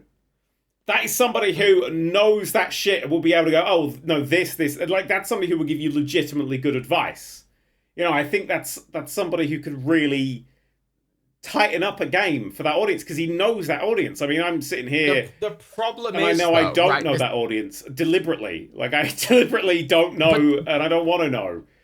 But there's that disconnect, right? Because I think a lot of people can know whether something is good or bad, but a lot of people would find it difficult to actually make something good. For example, like I can watch a bad movie and go, oh, that movie's terrible, but I guarantee you I could not make a better movie. I could. That's the thing. And I learned how to. But no, that's it. I learned how to. You can't learn to be a game publisher without publishing games. No, yeah, I agree. So I think I'm for it. Like, I know a lot of people are very negative, but I think that, like, okay, worst case scenario, bringing this up. Like, no. Why do you get into game publishing? I bet if you ask that to the majority of game publishers, they would say there's a lot of money to be made. If you ask Donkey, it would be because he loves video games. And maybe it will fall apart. Yes. Maybe it will go to shit. But I think that he's going into that with the right fucking attitude to make some good fucking games. No, I really want him to succeed. This isn't a zero-sum game. He doesn't take anything away from any other publisher by trying, does he? No. I'm not. No. I can't see any other. I can't see any way in which he hurts anybody by trying. The worst that happens is he pisses away his money. Yeah. The thing that confuses me is everyone's going, oh, YouTubers get into the publishing game. The Yogscast have been publishing video games for about fucking 8 years. I ran a video game store, you know, where it was cheaper to buy games and, you know, there was more of a cut to charities and stuff. But this is it. It's not new. Everyone's been like, oh my God, they get... No. No. We've all dipped into these little bits and pieces, haven't we? Like, yeah, I think somebody who's got that energetic love of video games, because he does love video games and he is good at, like, I've noticed that I've been really, like, shifting towards people who just, like, really love video games. Like, I watch a lot of Adam Cole Baby over on Twitch, the wrestler, because he talks about games. And Chunks, baby! Every time the Chugs talks, that's what he's called on Twitch, every time he talks about games, it looks like he's going to cry with how happy they make him, and I love that. Because that's the energy I have for them. That's what I feel about them. That's what I love about them. And I love watching people who have that. And, you know, Donkey's someone who clearly really enjoys playing video games, really enjoys kind of niche, weird little video games. He understands a lot of stuff that you can do a lot worse. That's what I'm saying. Go Donkey is what I'm trying to say here. That's what got me into this shit, like, a decade ago. Because that was, when I started, that was the periods where the most popular creators in the world were grumpy people going on rants about how shit games were. Yeah. That was the big pop thing. And I fucking hated that shit. Was the fucking start one. And I fucking hated that shit. I was like, but no, I like video games. Exactly the same. And then I just want to talk about good video games that I like. I just then started doing video games that I hated because it was funny. And I started being funny. Back in 2010, the bad games were sort of funny to laugh at, but as we got further and further into the Steam era, where it just became this flood of them. Yeah. It became more depressing than funny. Yeah. You know, well, I can laugh at Simon's Quest, but we're like, every fucking Steam. For me, I felt because I felt like about 6-7 years ago is when I kind of made the very deliberate shift away from, you know, just ratting on these game stuff. Because I felt like with Steam and everything getting swamped with all this shovelware and sort of all these fucking hentai bullshit things that fill my Steam page up for some reason. God, I wish I'd stopped doing those videos. I feel like once Steam's fucked all that shit up, Steam was like the curator, and now I have to be the curator. Like, because I could pick out a shit game like a Ride Tower and laugh because, you know, no one was really going to buy it, but it meant we could look and learn and laugh and have a good time. But now games like that are everywhere on Steam, and I'm like, well, it's easy to pick out the good shit. Yeah, that's what it shifted for me. It's like, well, I've got a finite amount of time, I might as well be focusing on just the good shit because there's now more good shit than can be covered. Well, here's a question, because this is related to it. It's something I think we should talk about at some point. It's Saints Row. Saints Row! Because the reaction to Saints Row has been fascinating. It's been predictable. I'm not surprised by a single bit of the Saints Row reaction. No, but there's three elements to it. There's kind of you and me, Daniel, who like the game for what it is. Yeah. There's people like John who are like justifiably critical of it, but then you have this other subset. I think that's mischaracterization. My view. I think it is a game. Critical. I think it is a game that is it was unjustifiably fine, but I expect better than fine for that price point in this day and age. Okay, but that's what you had justified criticisms, is my point. But then you have this other group, which seems to be huge for Saints Row, which was fucking flooding streams and videos of just people who despise it, and there's this really hateful energy towards it. And I'm curious as where that comes from. I know exactly where it came from. It came from the first trailer. It came from the first trailer, which was admittedly not great. It was a bit CGI heavy, kind of nothingy, just sort of people going, man, we're doing things, and man, not very Saints Row. And I was like, oh, this looks a bit like Saints Row. That's some interesting characters, sure. And then, there were jokes about fucking student loans and shit, and people people start throwing around the word woke and stuff. And what happens with gamer culture is basically the internet picks a side. And the internet picked the side of this is shit. And because the internet picked the side of this is shit, and all the YouTubers and the podcasters the people listen to are going, this is shit, they went, oh, this is shit. And they can't then form an opinion for themselves. And then they'll nitpick, and then they'll poke, and then they'll be like, no, I can't actually be wrong. Because being wrong is the worst thing. I mean, that is the big failing of social media in this whole fucking time, is that people refuse to be wrong. And learning to be wrong is the thing that'll make you happier than anything else in your entire fucking life. It's just... I find that reaction to the game kind of frustrating, purely because, I mean, people have similar reaction to Legion in some ways, but Saints Row is a game, for all its faults, that you can kind of tell a lot of care has went into, even though it's a bit of a mess. It's a game that has been released too early. That's its problem. It is. It needs a few more patches and a bit of TLC. If the I world played feels that, a bit bland to me. It feels like it's not got that many new ideas going on. Yeah, but it's weird because I agree with you, but don't see that as a negative point. Same. Because if I like this game, Crackdown 3 a lot. I enjoy Crackdown 3 as well. But if this game had come out after Saints Row 4, like, a year or two later, I would have gone, yeah, it's another Saints Row. It's not that special. It's not nothing. But nobody really makes sandbox games anymore. Because open world games are basically everything. Even fucking God of War's an open world game. You've got all these... Everything's an open world, everything's got towers to climb and all that sort of shit. Whereas this is a sandbox game, it's just there to fuck around, and we don't really get those, old GTA-inspired fuck-around games. People who played a lot of Vice City and 3 and San Andreas growing up and went, actually, I want to make this thing. And when everything in Rockstar got very po-faced and serious and sort of like real-worldy, that kind of fell away. Like Red Dead Redemption 2 is about as fun as a funeral. It really is a not fun game. A lot of the criticisms of sort of Saints Row were like, oh, the driving's very unrealistic. Perfect driving. Mate, one of my favourite driving models. I drive a little tiny monster truck around, and I do flips in it, and I crush things, and I laugh the whole time. But that's the thing, right? So it's a game that is filling a niche it's a game that doesn't get made very much anymore. You know what it is? It's like the new Monkey Island. Because you don't really get a lot of adventure games and stuff. So... For certain people, I mean, it is it's a Ron Gilbert game. It's got very good reviews. It's apparently, I'm not a big adventure game fan, so I'll kind of avoid it.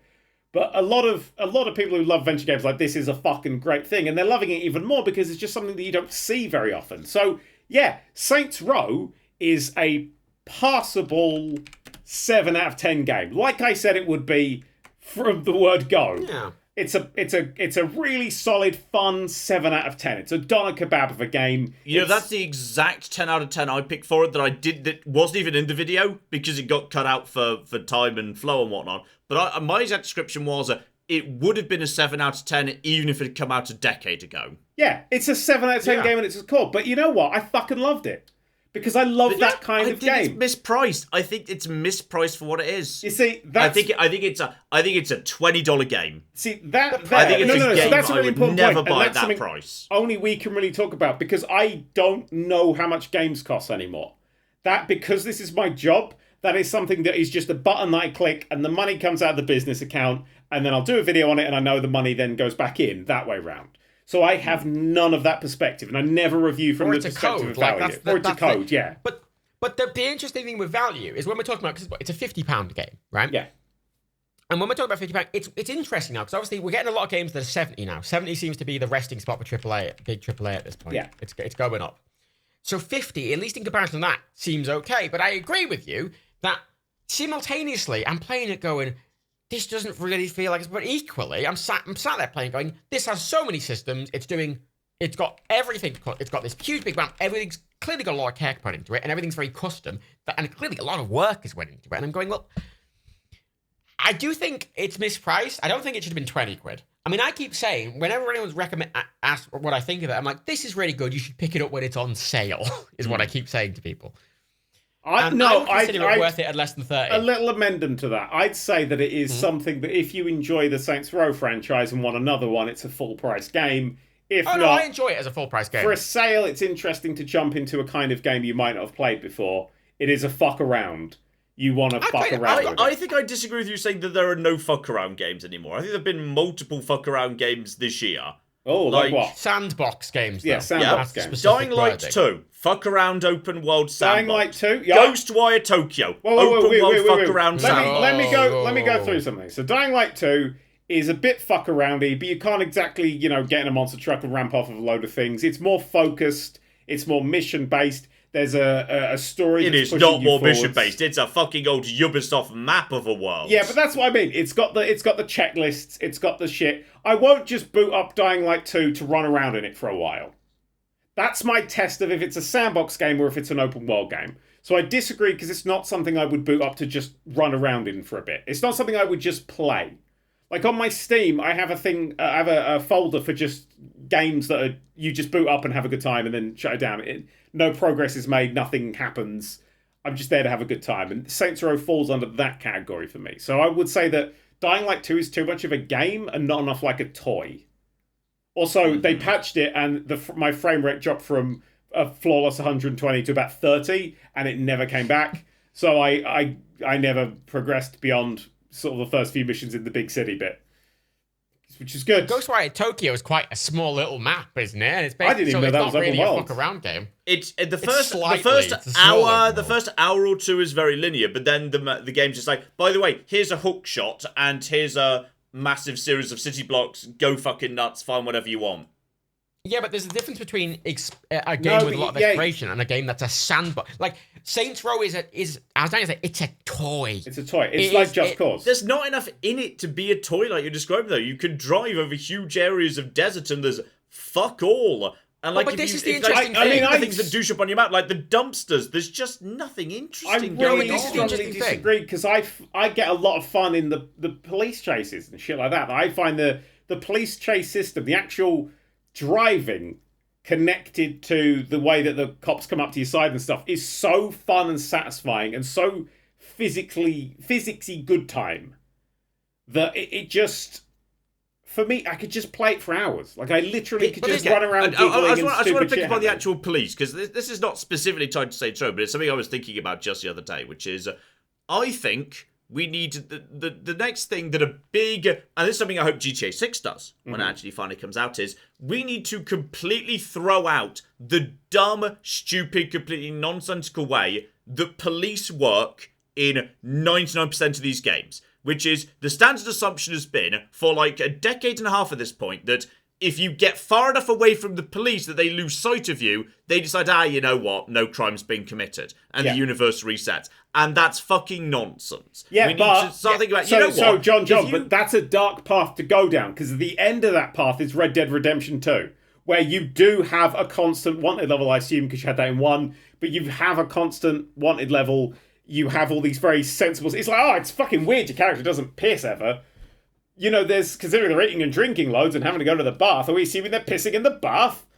Okay, that's one thing, but like in a world where you're playing as a criminal, and one of your key things you're dealing with is, I am committing crime and don't want to get caught. While I'm committing the crime, like the police and how they interact with you and the world is pretty important. To be honest, I think it should be a big deal. I think, a scenario I would think of would be if you kill a cop, then the cop should be fucking coming for you, and they're not going to forget, and they're not going to forgive. Yeah, but the thing I think a game should be set up in such a way as when you're being chased by police, your goal is to get away from them, and you do not want to kill a cop. Because if you do, you've just basically increased the level of you are now being hunted by a massive degree. That's a fun idea, and I think you could build a game around having to, set up a heist or something, or maybe even a roguelike kind of game would fit with that. But a 120-hour, big, fucking long, open sandbox epic, where by the end of it, you're America's #1, would be a fucking miserable experience where you're just hiding in a house crying. Yeah, I want a scenario where at some point you might think, you know what, I'm going to relocate, I'm going to get plastic surgery, I need to pay money for fake documentation and create a new identity. We've got something like this, right? So, because the 3 games we're bringing up here, example, Saints Row, which is a game that does not give a fuck, the way it resolves the police coming after the Saints is by picking up their car and holding it over a big fire. Yeah. And then you have Red Dead Redemption 2, which takes it really seriously, and you keep moving along, and you don't have a constant wanted level, but in some areas you've got to be recognized, and you should change clothes, and you have to keep yourself washed because people will find it suspicious. But then you also have a game like Watch Dogs Legion, where your character is recognized. Like, I had to stop using a guy because I walked into a police station at one point, like, doobie-doobie, not really thinking, and the guy on the front desk, I'd beaten up his brother, and he recognized me. I love these stories. Yeah, I do love some stuff in Legion, like, you know, if that's someone a really gets arrested, fun way of you doing need it, to though. recruit a lawyer to get them out faster. Yeah, that's stuff a fun like that way is of doing really it if fun. you've got a big cast. And I really like that as a game where you'd have a big cast. Some people I just couldn't fucking use after a certain point because they were so... I couldn't go through checkpoints because fucking red light. I couldn't walk near police because they'd be like, fucking hell, I saw you the other day, you beat up Nigel. And I'm like... I know, I love that game. You know, I love that for that. I think that's really fun, but obviously the problem is that works in a game like Legion specifically because you have all the characters, which is what everyone complained about for some reason, being like, oh, we need a proper single character. But when you have a single character... I'm going to say this now, right? Enid is one of the best characters I've ever had in a video game. That I've ever played with, ever enjoyed the adventures of. And honestly, a character I think about so much and the amount of, shit that she got up to. Because I, on the final mission, had, literally, I could get shot once more and I'd die. And it's permadeath's on. And that is the tensest I've ever been in a mission before. And this is why I think Watch Dogs Legion is one of those games people are going to look back on and go, oh, this was actually, we should have listened to this. But again, it's that gaming voice where all the people are like, oh, this is shit. Oh, it's just more of the thing. And people are like, yes, podcaster person. Oh, I will listen to you and I will not think. I think it's kind of frustrating, especially for something like Legion, even Saints Row to a certain degree, right? Because I feel like Legion's frustrating in ignoring the fact it's made by Ubisoft, which is just makes it toxic in a lot of ways, which is very frustrating. Yep. But even it's a game where a lot of technical creativity has gone into it, like more than I've seen from any AAA game in a very long time. Yeah. Right? Mm-hmm. They have spent so long making these incredibly intricate systems to make it a really unique game that could have only happened with that budget. You could not make that game as an indie at all. Absolutely not. It would be impossible. And that is something only AAA can do, and it's something I would not expect, especially from someone like Ubisoft who just makes carbon copy. And the fact that came out at all, I find surprising. It was for me like the end of Ubisoft, though. Because Watch Dogs 2 and Legion were sort of their last gasps of creativity, But then Saints Row is a kind of frustrating game because I don't think it does anything particularly interesting or new, but it takes a lot of things and go, this is silly. And it does... The more I played it, the more I realised it did stuff I've not seen in other games ever.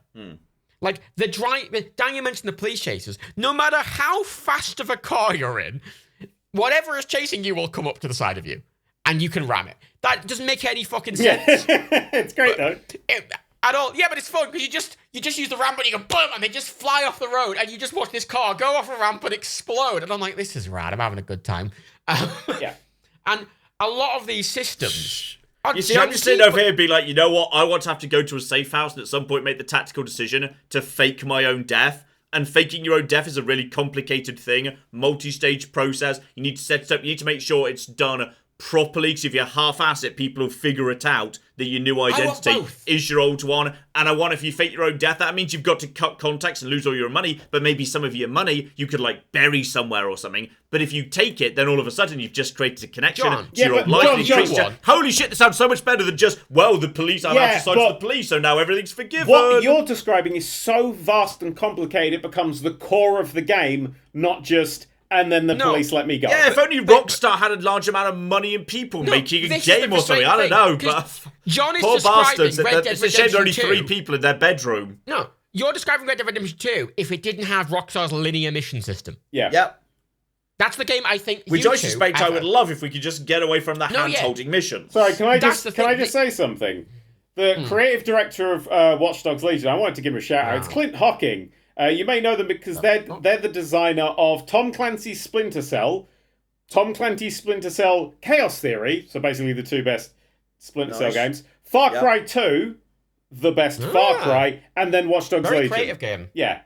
That's a good list. So that's that's somebody who, really fucking... He's also the person who coined the term ludonarrative dissonance. Ooh. Oh. Yeah. But here's the thing, right? From a game, because I am in this camp, I like Saints Row a lot, and I like Red Dead Redemption 2. Yeah. Right? They are, I think, the two opposites on the fucking scale here. I think some of the systems John's talking about have worked in games before, and I mean, I'm going to bring up this example. Hitman Blood Money had a system where, on the hardest difficulty, if you were seen by cameras or guards saw you and survived, or anything like that happened, the later missions got harder.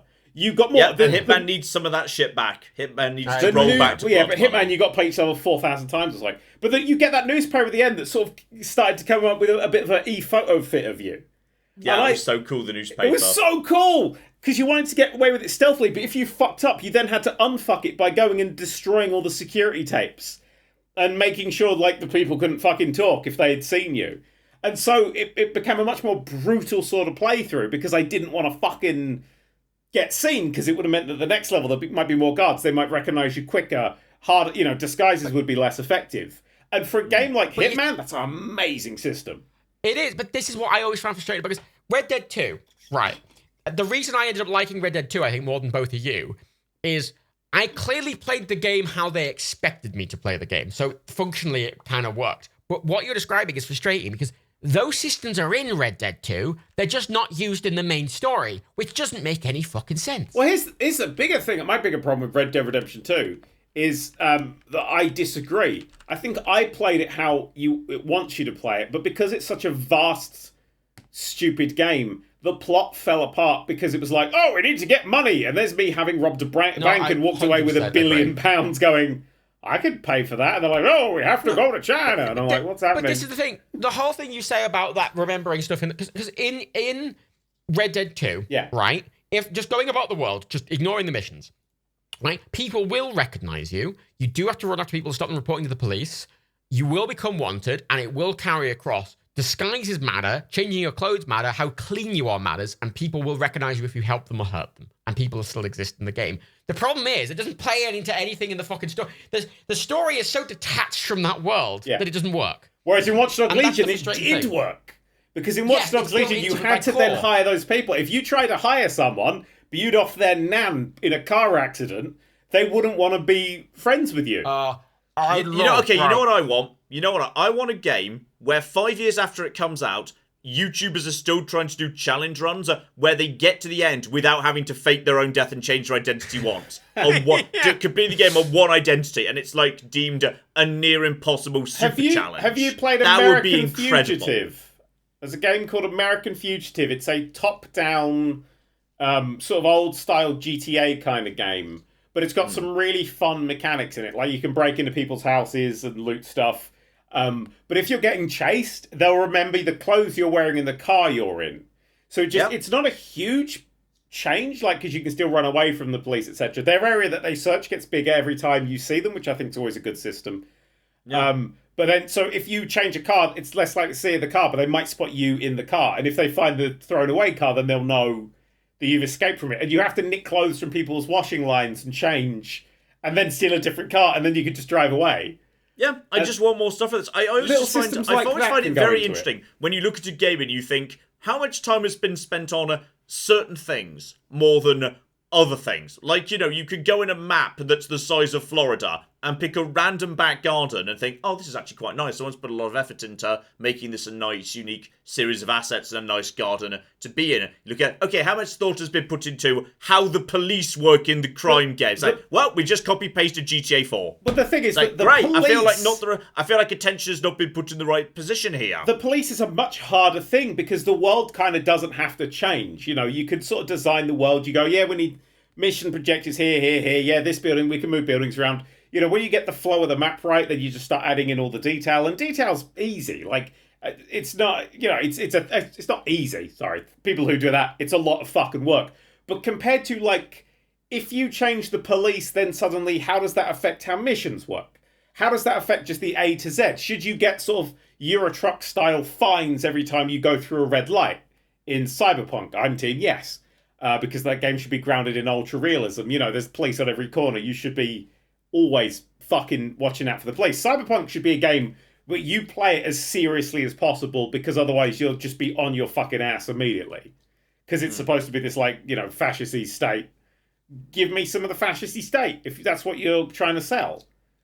You know, and I think what John wants from a game, I think, can work for some games.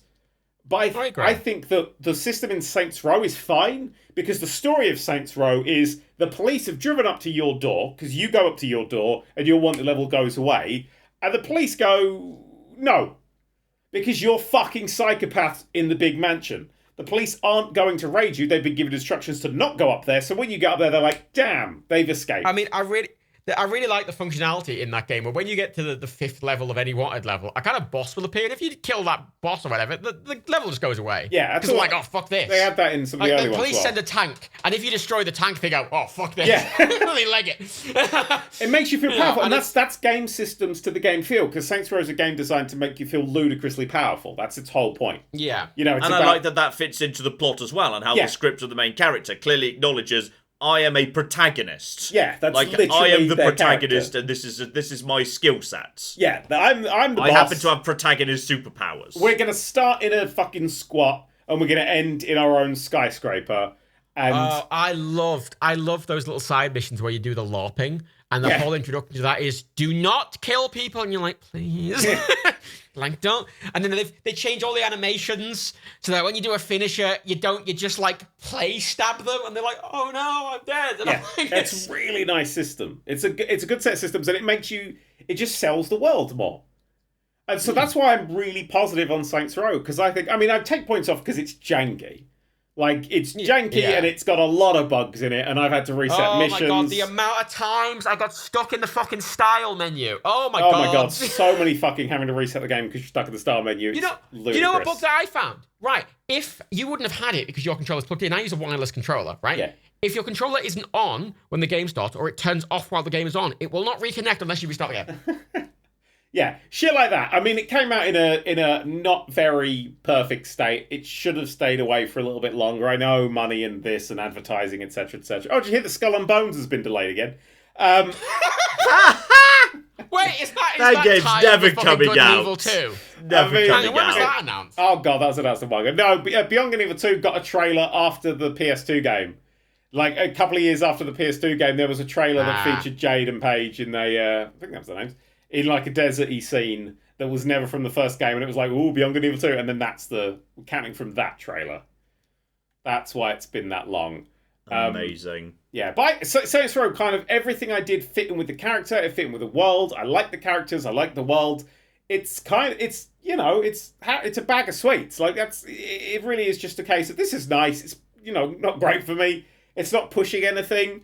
But what it's doing really well, which is what it's always been my favourite kind of games. I've been playing a lot of Dome Keeper, which does, one little thing, which is you build the dome, you mine, you get the stuff, you battle the things at the top. And it's a really lovely system. It works so fucking well. And I like, tight games like that. And for me, Saints Row feels like that kind of tightness, just on a bigger scale. Well, Here's my question, right? Because Saints Row, I feel, reminds me a lot of Just Cause 4 in a lot of ways, but I really don't like Just Cause 4. See, Just Cause 4 is a different kettle of fish. Because I really love Just Cause 4. It's my favourite Just Cause, okay? It's not because it's a good game. The game aspect of it, the taking over of all the towers and all the bits and blowing all the things up, it's a lot more fiddly. It's a lot less explosive. It's to vary it up, but it's not interesting. It's just kind of the first ideas they could come up with. That is bad. I do not like that bit. The story is forgettable. I don't really care for that bit. The islands, maybe not as good as 2, definitely better than 3. But the sandboxy nature of it, the fact you can just spawn a big fucking cargo plane on a mountain just cause, like, it really set on that. And because it's got that pure sandbox, that's kind of, I forgive Just Cause for a lot of crimes, in Just Cause 2 especially. Like, the wingsuiting feels so much nicer than any other wingsuiting in any game, including, like, wingsuit-focused games. Everything about Just Cause 4 is built around the it's a sandbox, go fuck around kind of vibe. I think the problem is, though, and the reason I like Saints Row is because I like a sandbox, but I want a bit of structure. Well, yes, Saints Row's got... Just Cause has none. Just Cause has structure and sandbox and no intermingle. Saints Row's got both. And they mingle together because the structure helps push the narrative, but it also helps push the gameplay. When you do stuff, you unlock more toys. That's what it rewards you with. It doesn't reward you with, cash to go buy better, more powerful guns. I mean, it does a bit, but it also keeps giving you new toys. Here's a car with a new ability. Here's this silly thing. Here's this kind of stupid thing. Here's a question, John. John, how far did you get into it? Which one? Saints Row. Saints Row. I think I played for about 5 hours. Because I don't think it gives you a lot of the toys quick enough. I can't remember because I got through it quickly. Well, no, I think I had a huge amount of toys in that early version where I could only play for 2 hours. Which I played for 40 hours. Yeah. You fucking milk that version. I fucking naughtily loved having that game early and playing just that little bit. Because I was just fucking on and it was all new and I was like, no one gets to see this. I just want to give some context there, by the way. Dan got invited to a press event, standard. John's been to a bunch of them where they go, it's a 3-hour sit down, right, with the game and you bring your capture card and blah, blah. I said, Daniel doesn't travel. And he went, we can give you kind of remote access. And we've done remote access before. We did it with that game where they wouldn't let us use any of the footage. Outriders. Thanks, Square Enix. Yeah. Outriders. But they didn't do that. They were like, here's an epic code. And I was like, right. And they were like, yeah, it'll cut off after a certain point in the game. And I'm like, will it stop working? And they went, oh. And I'm like, what's it only went up to, I unlocked the war table and could buy like the 2 or 3 first properties. And then after that, there was no more missions, so you couldn't progress any further. But it didn't lock them out. So Dan was just able to just keep fucking around with no one else on that. Played it until the game came out. It was great. Fuck. And you didn't break any of the rules. Like, I wasn't in the bar. You just couldn't show it off. Yeah, I was just playing it. I was having a great time. I think I just stopped because I just kind of realised that every mission was drive to a place, kill a large number of enemies, then a large number of enemies show up in cars and you kill them, then you drive to another place. I must admit... and that happened about 4 times in a row and I was bored. You're not wrong. But for me, I enjoyed the story missions because I enjoyed the story. And I enjoyed the characters. And I thought it was a nice set of characters. I liked that it was just a real basic, well-told story. It was just a story about some friends and friendship. And it was a story about friendship. Like, it's the Saints Row game was a story about friendship. And it fit amazingly. I did laugh at it a lot. I found it really funny as well. I enjoyed the scripting of the protagonist. I wasn't 100% sold on all the friends. What? How dare you? They're my friends. They were very determined to, right from the start, when they were saying, we need to join together because we've all got these skills to bring to the table. Like, there's the guy he's the business one.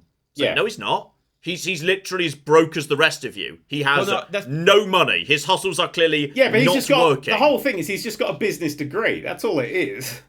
He's not been able to use it anywhere. I wanted a little more time with the characters. I don't think we spent enough time. I spent enough time with those. That's the problem with the game. It's not a AAA game. A AA game. No. I think that's the problems you get is you have to sort of... That's a thing, right? I really like AA games, which is a bit of a wanky sentence, but I really like them. No, I agree.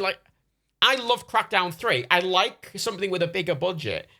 That is that's why loads of them. Yeah, that's why the PS2 is my favourite era. Because it was full of them.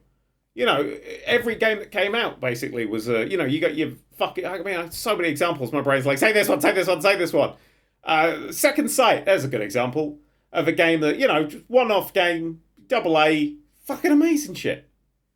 Absolutely amazing. Like Psychonauts, is the big one I probably should have gone for. Especially Psychonauts 2 is a AA game. It's not a AAA game. There's no way in hell could be considered a AAA game. It would have been a AAA game if they'd released it with that budget back in, PS2 era, but it wasn't. And I that was my game of the year. And Elden Ring, arguably, I don't know the budget of Elden Ring.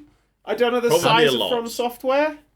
I'd argue Dark Souls and stuff would have been a bit smaller, but Elden Ring... Elden Ring might have been... enough money by then. Hang on. Yeah, I think From Software might have just got a bit too big for it. But it feels like a fucking quadruple A game. And I think Elden Ring's the best game ever made. Like, I've been through this many times on this podcast. It is. 500 million. 500 million people work for From Software. 500 million, It cost. Oh yeah, well that's true. Including marketing spend or not? Or is that just production? I don't know. Because sometimes, like, how much a game Probably. costs is massively inflated by ads. Yeah. Like, the marketing budget starts, like, being the majority of the spend. Which is really weird. Yeah. I didn't know that George R. R. Martin worked on it. Yes, it says it every fucking trailer. God, the marketing budget was wasted on Matt, wasn't it? Yeah, apparently. But see, you said that game doesn't have any drive. I think that game's only drive. For me, it doesn't have I think any drive. that game is... It's like... You know how in a narrative. video game, if there's... It has a fucking narrative, mate. The amount of fucking Depends videos how you I've watched. define narrative. I mean, I've played the whole thing, and I'm fucked if I know what was going on. No, my thing with it is the game is just like become the Elden Lord, and that's it. Yeah. And I'm like, I don't really care to become the Elden Lord, and it doesn't Honestly, give me any other reason to care. everything Elden Ring did right was all the problems I had with Breath of the Wild. Because Breath of the Wild I didn't really like, and a lot of people think it's the best game since Sliced Thatcher. But it really is a... It really is a sort of, you know, everyone's like, it's got such a great sense of exploration. It doesn't, because what you find is a place that is a puzzle that looks the same as all the other puzzles and is basically the same as all the other puzzles. And a large portion of them is just hit this thing and hope you've got the weapons for it. And I just didn't really care. And it didn't really, get to me. It was like, what's going to be over the next hill? Well, likely a hill, maybe some bad guys to hit, and another fucking puzzle to do to get you a blip, and you put the blips in the blop, and the blops make blobos. Now, hang on, you can level that exact criticism at Elden Ring, because what's over the next hill is always a dreary miserableness, an NPC who's going to die indirectly because of your actions, and a very tough fight that's going to give you a weapon. Yes! But the weapon is a completely different gameplay style a lot of the time. And you're like, wait, what is this one for? Yeah, and 3/4 of them are going to be completely incompatible with the character you're building. No, that's generous. 90% of them are going to be completely...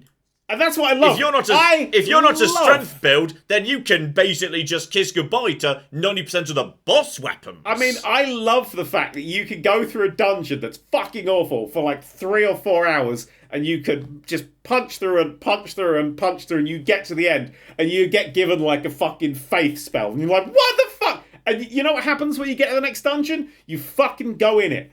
Because it could be anything. You look it up in the wiki to check what the reward is. You don't. Because life's too fucking short. No, that is the point of those games. They are not games to be played with a wiki open. No, they are games you can only understand with a wiki open. Because if you don't go to the wiki, you don't know what the plot is. I don't know what the plot is. I'll play it a few times and I'll eventually work it out like I did with Bloodborne. No, you won't. There's too many characters whose names begin with G or M. You're never going to figure it out. Look, yourself. Just because Margaret and Margot are the same person or something, and then...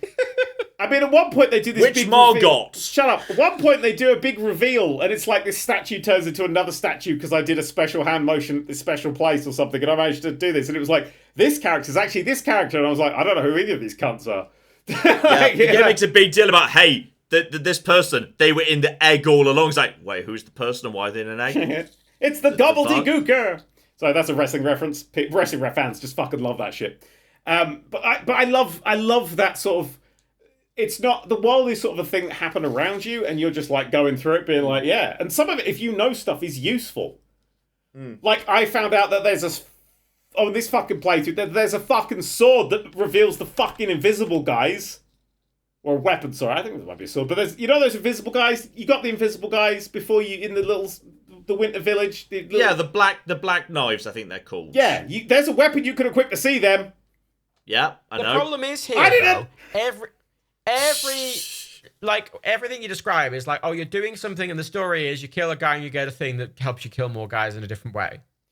Yeah, but I don't care. The problem you've got here is sometimes the game actively does reveals that mean nothing, and the game clearly doesn't think they're going to mean nothing. Like, towards the end of the game, this is kind of a spoiler, but fuck only knows, I guess. In one of the later bosses, a character who you've seen before, the Beast Clergyman, is a boss, and you beat him up a bit, and then he pulls off his robe to reveal, no, I was secretly all along Malekith, the Black Blade. I was sitting there like, who the fuck is Malekith, the Black Blade? It's like, you're the guy who was in the church in Caelid, right? And like, he just a proper like reveal of, I was actually Malekith, and I was like, no one has said Malekith to me. This is the first time I've heard of you. I have no fucking clue who you are, mate. But clearly I'm supposed to, because you've just done a dramatic reveal. Yeah, but see, She-Hulk did that this week.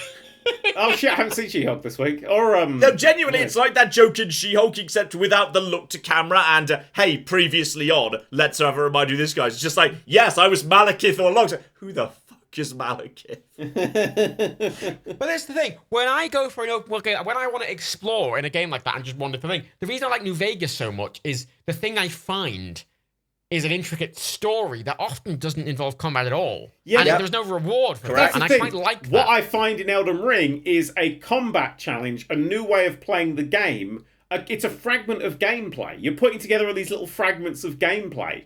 It's almost completely devoid of story, but it's like... Whereas I don't like. Over every hill, I don't know what I'm going to see.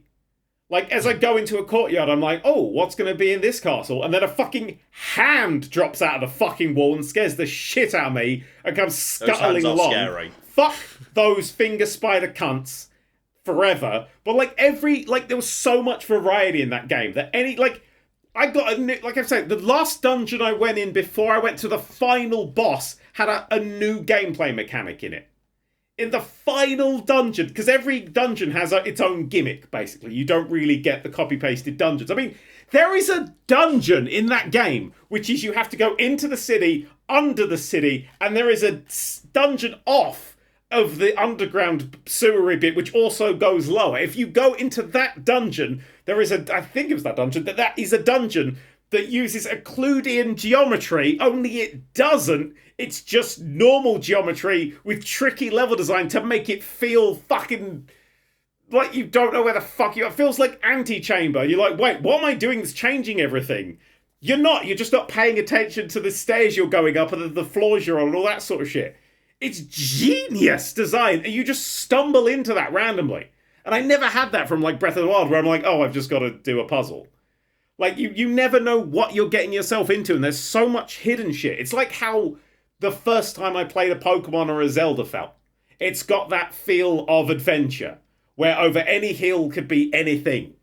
You know. Yeah, but it's always... I wish there was anything, but... I want there to be slightly more self-contained stories. I wish more dungeons had their own little thing going on like a Vault in Fallout does. No. I like the vibe. I wouldn't change a hair on that game's head. I mean, you're not wrong that the game's plot, the plot of Elden Ring is effectively just vibes. Yeah. And the vibes is sad and dying. And I wish there were some areas that maybe weren't. Because, like, the game aggressively has decided that the tone is going to be sadness and somber dying. It's like, my character isn't playing like that. My character's having a fucking whale of a time. She fucking turns into a dragon on occasion. I mean, like, she's having a lovely time. And I feel like it plays against my ability to roleplay. Because if I want to play as someone who's having a lovely time, the game is determined I'm not allowed to have a lovely time, because the mood is consistently grim and sad and dying and decaying. I don't think that's the thing I don't like about it. I don't think that's the mood of the game at all. I think it's set about a period of change where things are bad, but you can actually change that. Unlike every other game, all the Dark Souls, all the Bloodborns, it's all in a period of everything's gone to shit, and you're an air crash investigator digging through the wreckage. Whereas in this, it felt like this was a moment in time in this space of the world where actually you could make a difference, and you do. And how? Everyone dies. It depends what you do. Not everyone died in my ending, thank you very much. Most NPCs die, and then, like, all the big main players from the previous generation get murdered by you, and then an ending cutscene plays that's very vague. Yeah. But that's like, it feels... I just went to the fucking moon. I just basically said, fuck this land, I'm done with it, I'm off to the moon. That's literally my ending. My ending is I'm off to the moon now. Okay, I have no idea how to get different endings, because, again, I've not looked up any wikis. There's a lot of quests and NPCs that I hope to stumble into randomly during my playthrough. But I love that shit. I love that game. The way it is just so determinedly it. That we have so much language in game design that we're all like, it's just implicitly told to us all these bits and pieces that work in certain ways. And this is a game that just kind of stands out as its own logic and its own game language.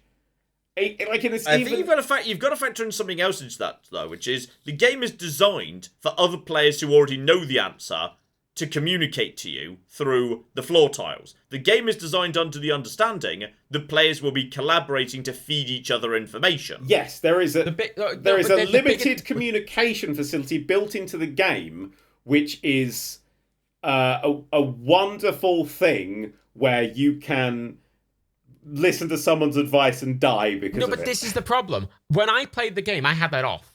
Because I just always turn off multiplayer by default. Oh no, you need to have that on. In that game. No, but this is the problem, right? I turn on multiplayer, and everyone's like, "Oh, you have to have it on." I'm like, "Why?"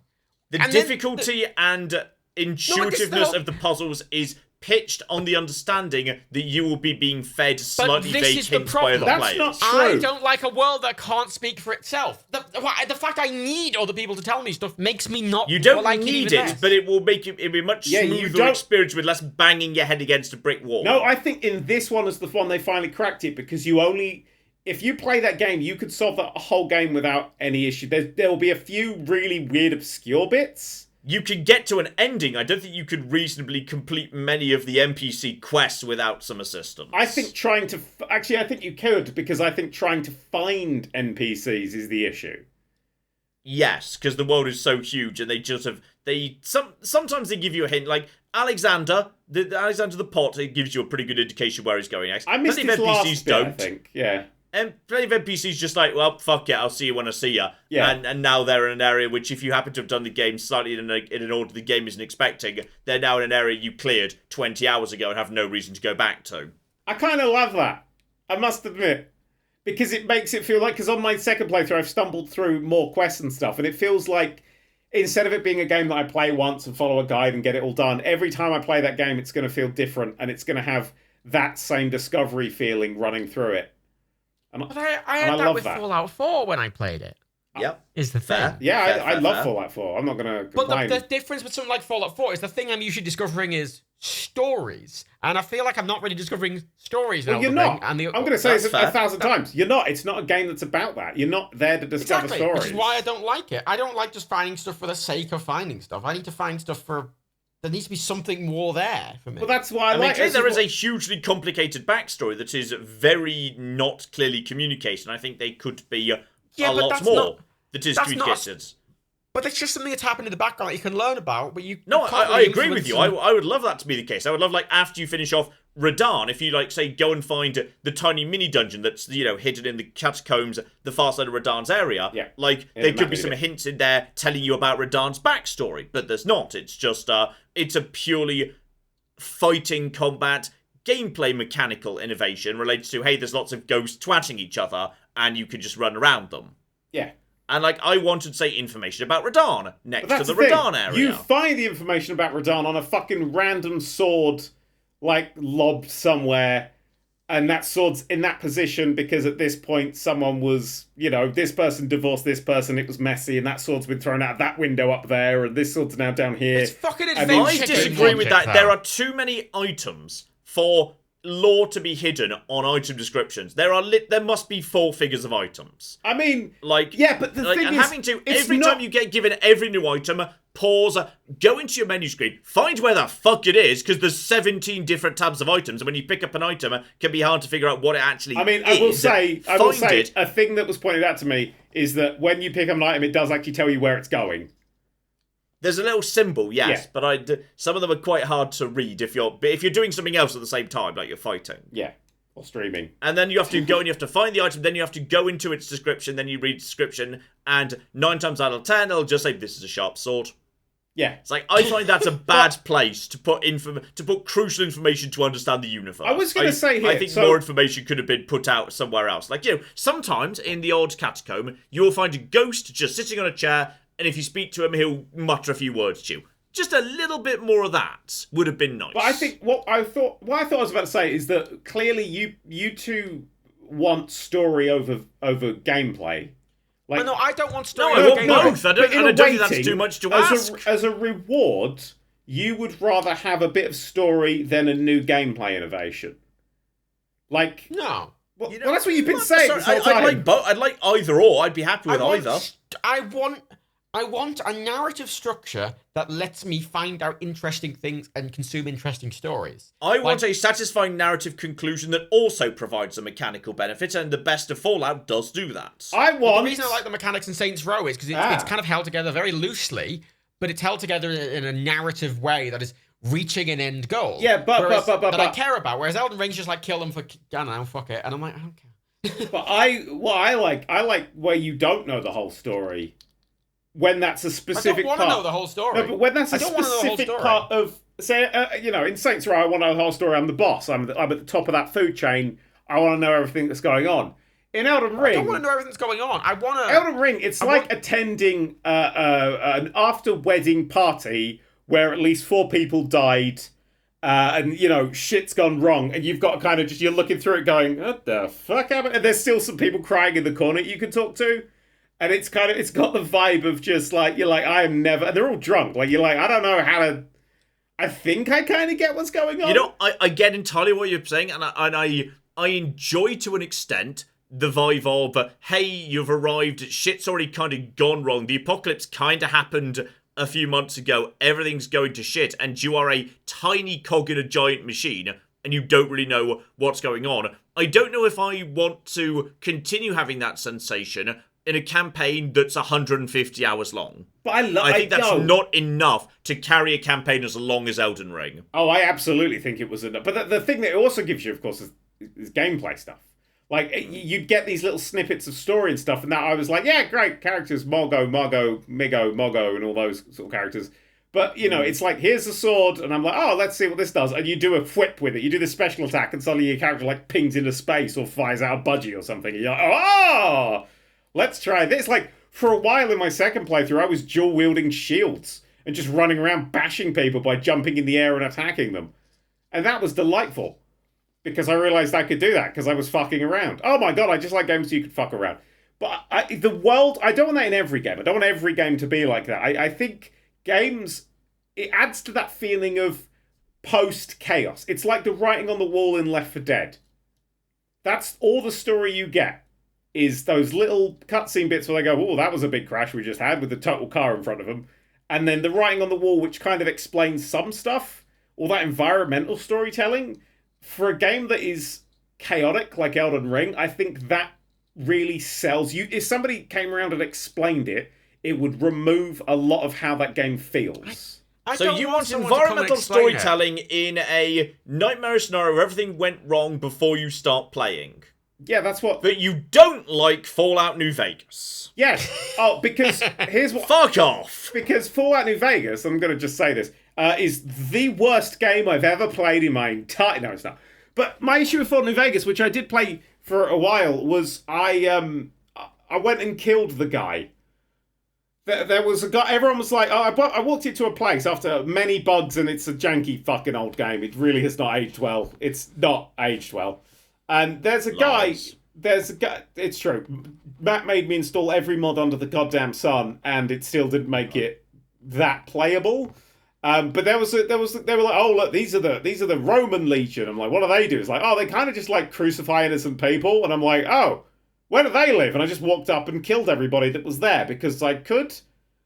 And that was like... Yeah, but that doesn't solve the problem. It felt like it solved the problem. It felt like the problem went exploding. If you learn about the Legion, they're this huge organization. And cutting off just Caesar doesn't really solve the problem. But I feel like it proves that it's probably easier to kill the smaller heads if you've killed the big head of the Hydra. Little heads come out and you're like, well, now they're little heads. Like, there's going to be, I'll be all right wiping them lot out. And I got a load of shit and stuff. I just felt like, I don't know. And honestly, the story, it just didn't grab me. It's nowhere near as interesting. I went to fucking Matt Perry, and he kind of just went there and was like, here's my line. The thing is, to me, what I like about New Vegas isn't that big story. It's going to the boomers and learning about the entire history of the boomers and just having their little singular story. Going into every vault and learning all these little things. Yeah, doing everything in Freeside. Looking at a couple of skeletons and trying to put together a tiny story that happened 300 years ago. Yeah, I love that shit. And they did it so much better in 4, which was my first experience with the franchise. And New Vegas felt like a massive step backwards. I think you'd enjoy 3 more than New Vegas by the sounds of it. Probably not. It was the jank that I couldn't deal with.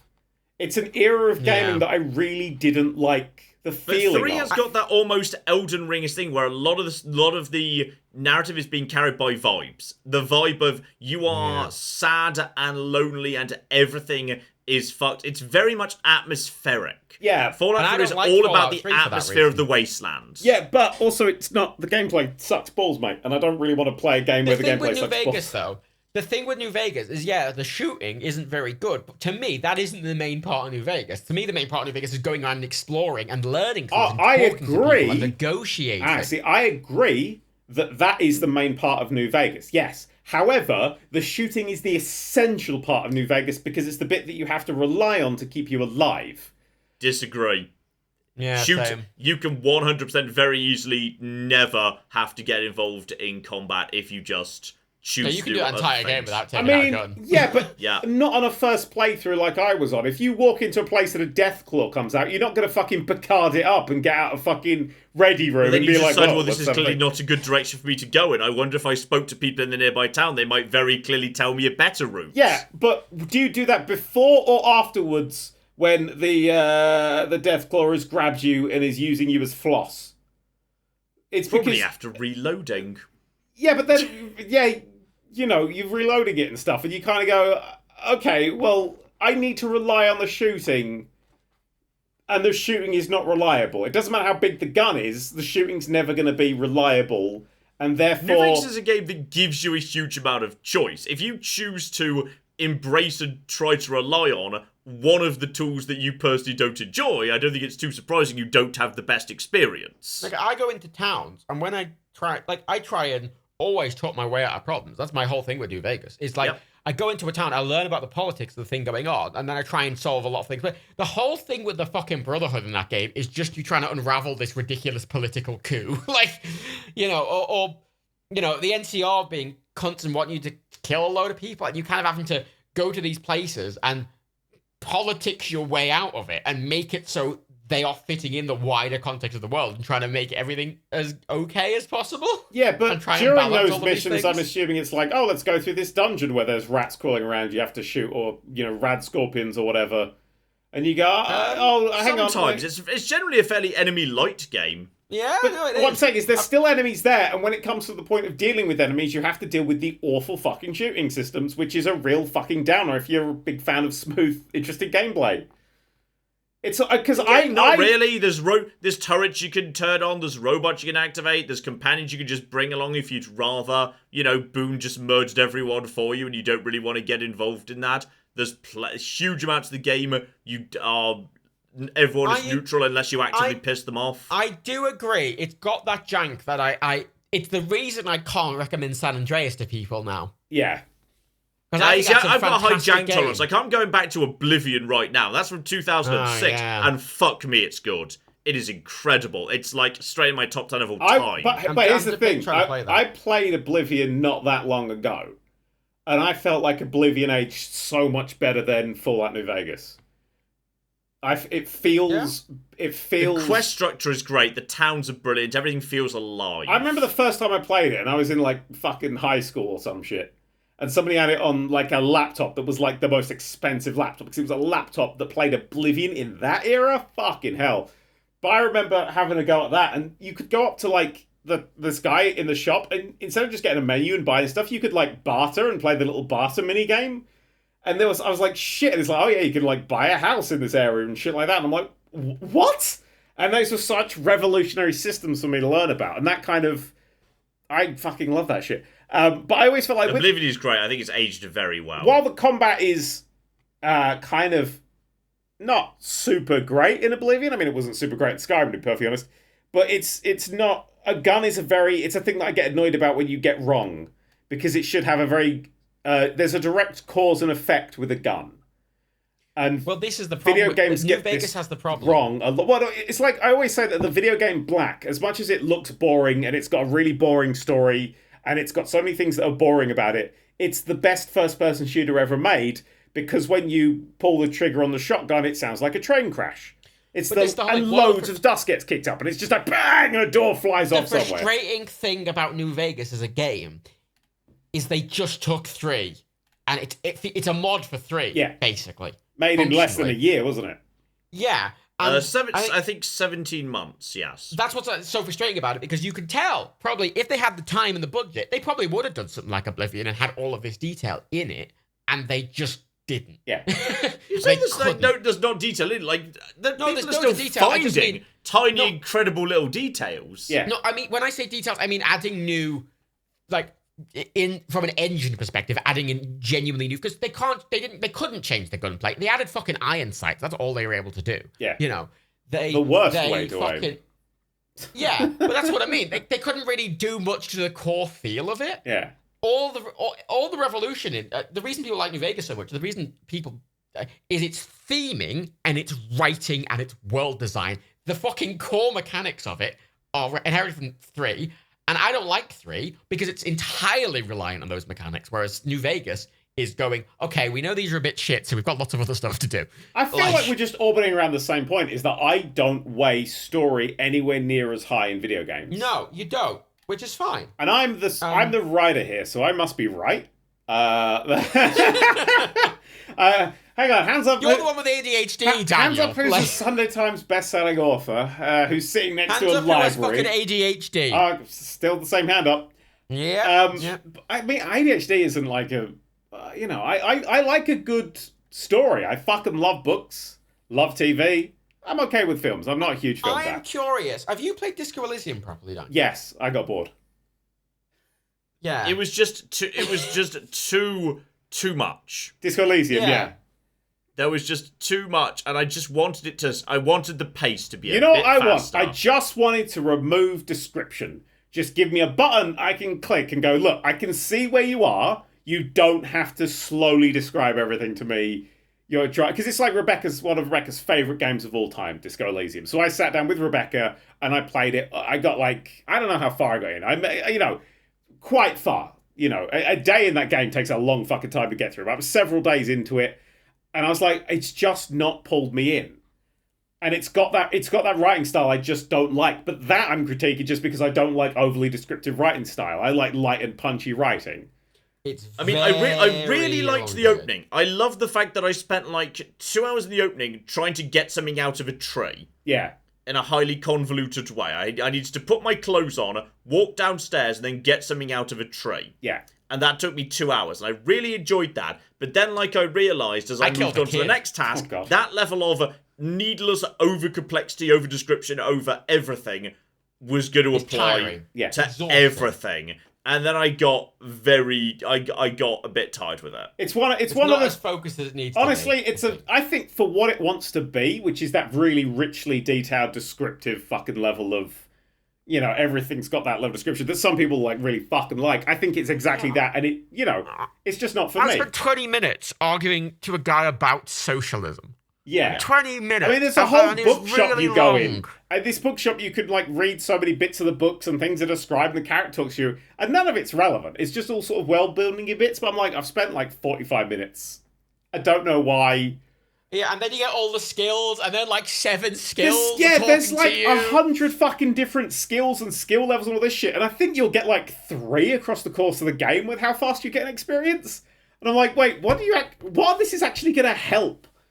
And for me, it's very vibe-based. It's what?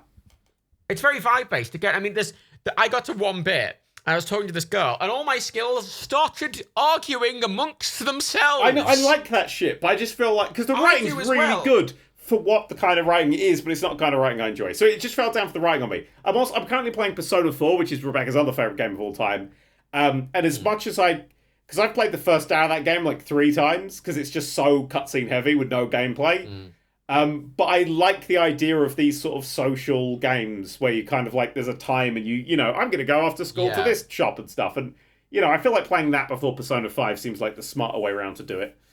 So I'm giving that a go. But once you get through every plot point is explained 4 times in a row, really slowly, I think it's all right. I just kind of hit the skip dialogue button a bit more. But Disco Elysium is almost the polar opposite to the game structure of Elden Ring. They could not be... they kind of feel similar, and they're kind of everything's bad. I think. I think that is the exact opposite in game design. Game. What's the word I'm looking for? Game, not really design, but game intention. And and what you want from a video Yeah. game. And I think that is actually a compliment to what video games can do. Is that you can have these two such disparate products and they're both video games. They're both really well reviewed, really highly praised, and rightly fucking so video games that have and will redefine their respective genres, and that's both under the same umbrella of video games. I mean, when can you say that about fucking TV? I mean, something like Breaking Bad comes out, and then you know HBO's going to be miserable for the next 5 years. I mean, I feel like I should also need to declare the fact that obviously I approach games from the slightly unusual perspective that I'm very often evaluating game as how good a video can I make out of this game? Yeah. And I feel like Disco Elysium is very badly suited to making videos out of. Because the video is a lot of standing still and either listening to stuff being read out or reading it out yourself, depending on whether or not it's voice acted at any given moment. Again, and it's a very poorly paced video. Yeah, on my stream thing, I have stream games and I have video games. And they're different. Like, games that will be for a video are sort of ones where I can add a bit of a narrative or I can fuck on a bit. And games that are more for streaming are more stuff like, oh, let's design a model aircraft. Stream games have got to have lots of natural downtime in them because you've got to have space to respond to what's being said to you live. I threw a Nerky video away, the Arcade Paradise one away. You did? The other week. That was one that was... Because... I said that it might not make it when I sent it to you. But that's it. As a design, that is a game with a lot of downtime. Yeah. Right? That would be great for streams. Because I think, I want to say about 90% of the video is you putting washing in a washing machine. Yeah. But obviously that would work better in a long form thing. But and that is the frustrating thing, especially if you're doing this, in that it is because Legion. I mean, Fallout 4, I love as a game, but it makes a great game for streams or videos. It's a fantastic game to make stuff with. Yeah, agree. As is. That's why it's the best Fallout game. We can all agree that. Yeah, no, I think Fallout 4's. I think Fallout 4 is the most well-rounded of the Fallout games. It's the best. You know what? I think that's actually a fair comment. Yeah. And I realized, because I played it loads more recently, as a singular thing, I like it more than any of the games. New Vegas, I think, is cleverer, and I respect it more, but Fallout 4, as a whole package, I like more. I mean, see, going back to Oblivion recently has kind of been highlighted to me. It's like, Jesus Christ, I want Bethesda to put more of this shit in Fallout. Yeah. I want more of this interesting RPG shit in my Fallouts. Come on. Yeah, they're going the opposite direction, though, now, aren't they? I will say... Starfield, we're now seeing traits and all sorts of bits and pieces, suggesting maybe the backlash against 76 means they're going to roll back Starfield into being a bit more RPG-ish to reassure people, hey, we make single-player RPGs as well. Yeah. It's not just 76, promise. I will say... I suspect Starfield actually might benefit from the reaction to 76. In Oblivion, that first reveal of the world when you step out of that sewer is one of the most brilliant moments in gaming the first time you experience it. Are you actually fucking high right now? That moment blew That's me not even in that's barely in the top 3 of Bethesda stepping out of the tutorial reveals. No, it's inferior to Fallout 3's and Fallout 4's. No, because 3 and 4's just sort of like, some fucking blown up shit. Are you actually fucking? Yeah, it's just are you shit. lying? Okay. Are you lying just to piss me off right now? 3, I think, is good. 4, I don't like as much because obviously you are in the world before you go down. Are you actually just trying to deliberately make me angry? Is that what's happening right now? You see that when you step out in Oblivion for the first time and you've got that gorgeous water in front of you. Again, this was when Oblivion came out. That gorgeous water rippling in front of you that's the most realistic water I'd ever seen. And then there was this massive hill in the distance and all these trees, and you could go to anywhere. You could go in any direction. You could do what you wanted. And I went such a bland landscape. It's water. There's a little island with a little ruin on it, but it's not a particularly interesting ruin. There's some hills and trees in the background. Next to the shattered skyscape, the silhouette of the ruins of Washington, D.C. in the distance in Fallout 3, or your own home shattered and broken in Fallout 4 with the washed out, but the much brighter, vibrant colour scheme of Fallout 4. Oblivion is an amazing game, but the idea that the moment you step out of the sewers is superior to Fallout 3 or 4 is garbage. No, the worst intro is New Vegas. The potential there, though, is you step out and you go, look at this lush, beautiful world. Think of the adventures I'm going to have, the dragons I'm going to slay, the maidens I'm going to snog. And then you step out in 3 and you're like, I hope my dick doesn't fall off. It's and Skyrim. It's worse than Skyrim's reveal. Skyrim's reveal, you've got much more interesting landscape and mountains in the distance. Skyrim's reveal is a dude with a beard. Yeah, Skyrim's reveal, like when you step out of the dungeon and you get out into the open. Yeah, but you start out in the open. It doesn't work. No, you don't. You start tied up in a cart. That doesn't count. Yeah, in a tunnel, is it? You're with fucking Elon Musk tunnel. 4 in Skyrim, because you start even though you're in a constrained outside, you're still outside. 'Cause with Fallout 3 and Oblivion, you start the game inside a hole, and then you come out, and that's the first time you've ever even seen anything like that. That's why they're the superior one. Yeah, I agree. Yeah, and New Vegas, you come out, and it's like, look. New Vegas is interesting because what you see isn't particularly interesting, but it is indicating, hey, it's a town full of people you can interact with. It's a clear statement of intent where what you're supposed to understand is... But it's not very interesting. Yeah, like, I think New Vegas very specifically starts you off... It doesn't start you off, say, in the wasteland, and you have to go to the nearest town, where the focus is on the wasteland and exploring a big, haunting, empty space, which is why I think Bethesda did that in Fallout 3 and Fallout 4. New Vegas starts you in the town, because that's where the heart and soul of New Vegas is. Going to towns, speaking to people, putting together stories and missions using people in towns. How does Morrowind start? Don't you start on a boat? Yeah, you start in a boat, and the first time you get kicked out, it's into a small town, yeah. But I'm not sure there's that much, there's not much quest giving going on. No, I don't remember that much. I think it's mainly just, hey, go find this location that's nearby. Oblivion, now you're thinking about it, I do think it is one of the best. I mean, Oblivion's amazing. I love Oblivion. Okay. I would say, I think Fallout 3 is a bit more visually impactful. Plus, I think Oblivion also takes a little bit of a step back on needing a really dramatic, hey, you've stepped out to the sewers introduction to the world. Because, of course, unlike Fallout 3 and New Vegas, which begin with a little bit of a slideshow and whatnot, Oblivion starts with the amazing voiceover from Patrick Stewart and this sweep round the Imperial City. So you see the world in the introduction, which you don't in Fallout 3. In Fallout 3, it's a much more limited series of, you snapshots. You spend an hour in the vault where it's quite clean, and you come out to this world that you've only heard described to you, and it is desolate, and the score is just desolate. The score is incredible. This is what I've left for. And you just see this world of going, oh god, and it's kind of disheartening, but simultaneously, wow. But I like it. It's got a nice vibe. And I like that, right, the very first thing you can see the, what's the giant needle thing in the mall in Washington D.C. called? The Spire of Death. The big Washington Richard the Nixon's Washington clock. Monument. Like you see that in the distance, and then as part of the main mission, you take an elevator to the top of it. And I love that, like, it's it's the kind of Ocarina of Time thing. Stepping out into Hyrule Field, and you see Death Mountain, and later you go to the top of it. I like it in a game where you step outside, and the first thing you see that's a little landmark, a speck in the distance, you actually end up going there. That's always a lovely thing. Elden Ring does this a lot. Yeah, like literally the moment you step out in Elden Ring, you can see what's it called, Stormvale Castle. Stormvale Castle, big fucking tower, loads of red shit over there, big fucking tree in the distance. I mean, that's kind of the evolution of it, really. Is just like, fuck you, here's a fucking country. Go explore whatever the fuck you want.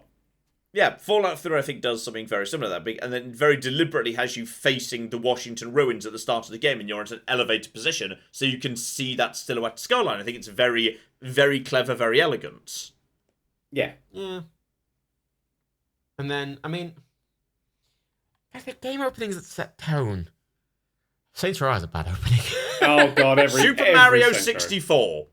Super Mario 64.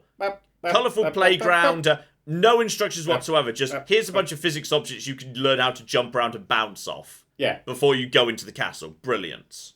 Yep. Climb the trees. No tutorials, no anything. Just, you know what? Here's a bit of empty space. Figure it the fuck out. You've got a jump button. Have you tried pushing it 3 times in a row? Oh, that's nice, because now Mario goes, woo, woo, woo, woo. Do that again. Do it again. Keep going. Woo, woo, woo. Sorry, I'm slightly more evil. Surprisingly good, actually. Yeah. I played a lot of Super Mario 64, right? I had N64, we didn't have many games. About 6 good games came out of the entire console, so we had to play the ones over and over again. Yeah, but I can just imagine little John sat there on his own, just going, woo, ha, playing this game. Also, I just love if you just leave the controller alone, Mario go to sleep and just mumbling stuff. some spaghetti. Which he does. He does. He just mumbles in his sleep about a lovely dream he's having about spaghetti, which is very nice. And very racist. Because he's from New York. I'm trying games. I mean, for me, like every time someone says like, "What's the best opening to a game?" My brain, like my PS2 brain, kicks off. And I'm like, Medal of Honor Frontline, fucking Normandy landings. That shit was amazing back in the day. That probably does not look very good now. Skies of Arcadia replayed a little bit, just emulated recently. Opening still holds up. It's only like 20 minutes long. But like it plays you an incredible song, another incredible song, incredible boss music. Introduces the characters brilliantly, sets the tone. Fantastic, brilliant opening. Oh, Resident Evil 4. Yeah, you know what? Fair. That town, I mean, that's the fucking... Yeah, that's the shit. That's not really the opening. There is like a little bit before you get to town. That's not actually the start of the game. The start of the game is that house, and then there's like a few... Then there's a little bit of wandering about before you get to the town. The logo doesn't appear until you've survived the first Chainsaw Boy. Oh, now hang on. You can't just argue the introduction is up to when the game puts the logo on screen, because many games don't do that. Well, I just think that's a good way of, designing that thing. Hey, so Half-Life? The original Half-Life? I like that. Whoa. I think it's a bit slow. Original Half-Life? What do you mean it's a bit slow? You're on a fucking train. It's the fastest you'll go in the whole game. Very slow. Well, it's just... I don't know. I just don't like openings where you're on a train and being slow. You're basically just being shown a slideshow. No, there's 10, 20 minutes of you not doing anything. That was the one. That was the good shit. I thought it was too long. I really like the Vice City opening. I like the Portal 2 opening. That maybe outstayed its welcome a tiny bit. Just like the original Portal. Yeah. The original Portal does a similar joke, but gets it done inside 20 seconds. Yeah. Well, does it? Okay, maybe 40, but whatever. It's much faster. I think the Last of Us franchise peaked with its opening section. Right, when the kid dies. Spoilers. I mean, we didn't say which kid. Yeah. There's multiple kids. Could be any of them. Yeah, I mean, that's the, that for me, I'm trying to think of an open world game, but they tend to all be shit. You got San Andreas, it's like, I'm in an airport, your mum's dead. Vice City, there's a guy like, hey, let's kill Tommy Vercetti by throwing him into the den of fucking chaos and drugs and gang people. All right. And then you got to drive your lawyer around for a little bit. Original Red Dead Redemption. Show up on the train, incredibly atmospheric, go for a little horse ride, and then get shot. Yeah. Oh, good opening. No, we're all forgetting the best opening in open world video game history, right? Watch Dogs 1 with Aiden Pierce being sad. Obviously, that is the best opening. He's sad. Someone he's related to has died. I don't remember who. And he's sad. Metal Gear Solid 2, with Snake going across the bridge, the big jump, the thing. Fucking 45 minutes of cutscenes.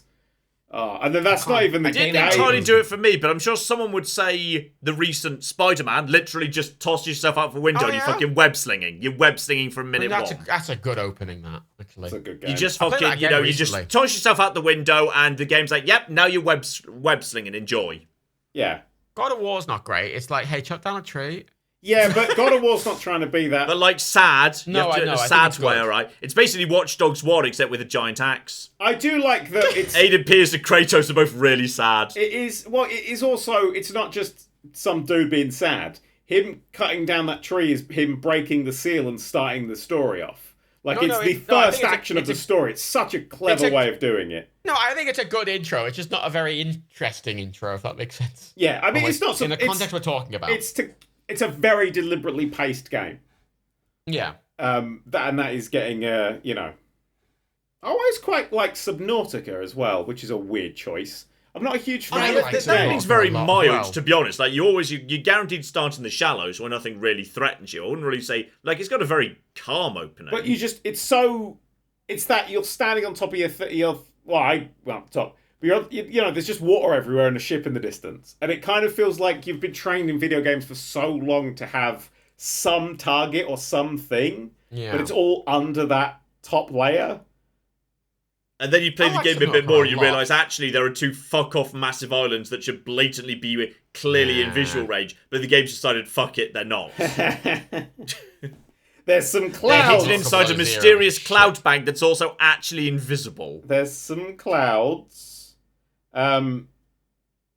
I'm trying to think of anything. I can't think of anything. There's not many good ones when I'm thinking about it. I mean, there's not very I feel like... many good video game stories, and that's slightly controversial, but I do think it's true.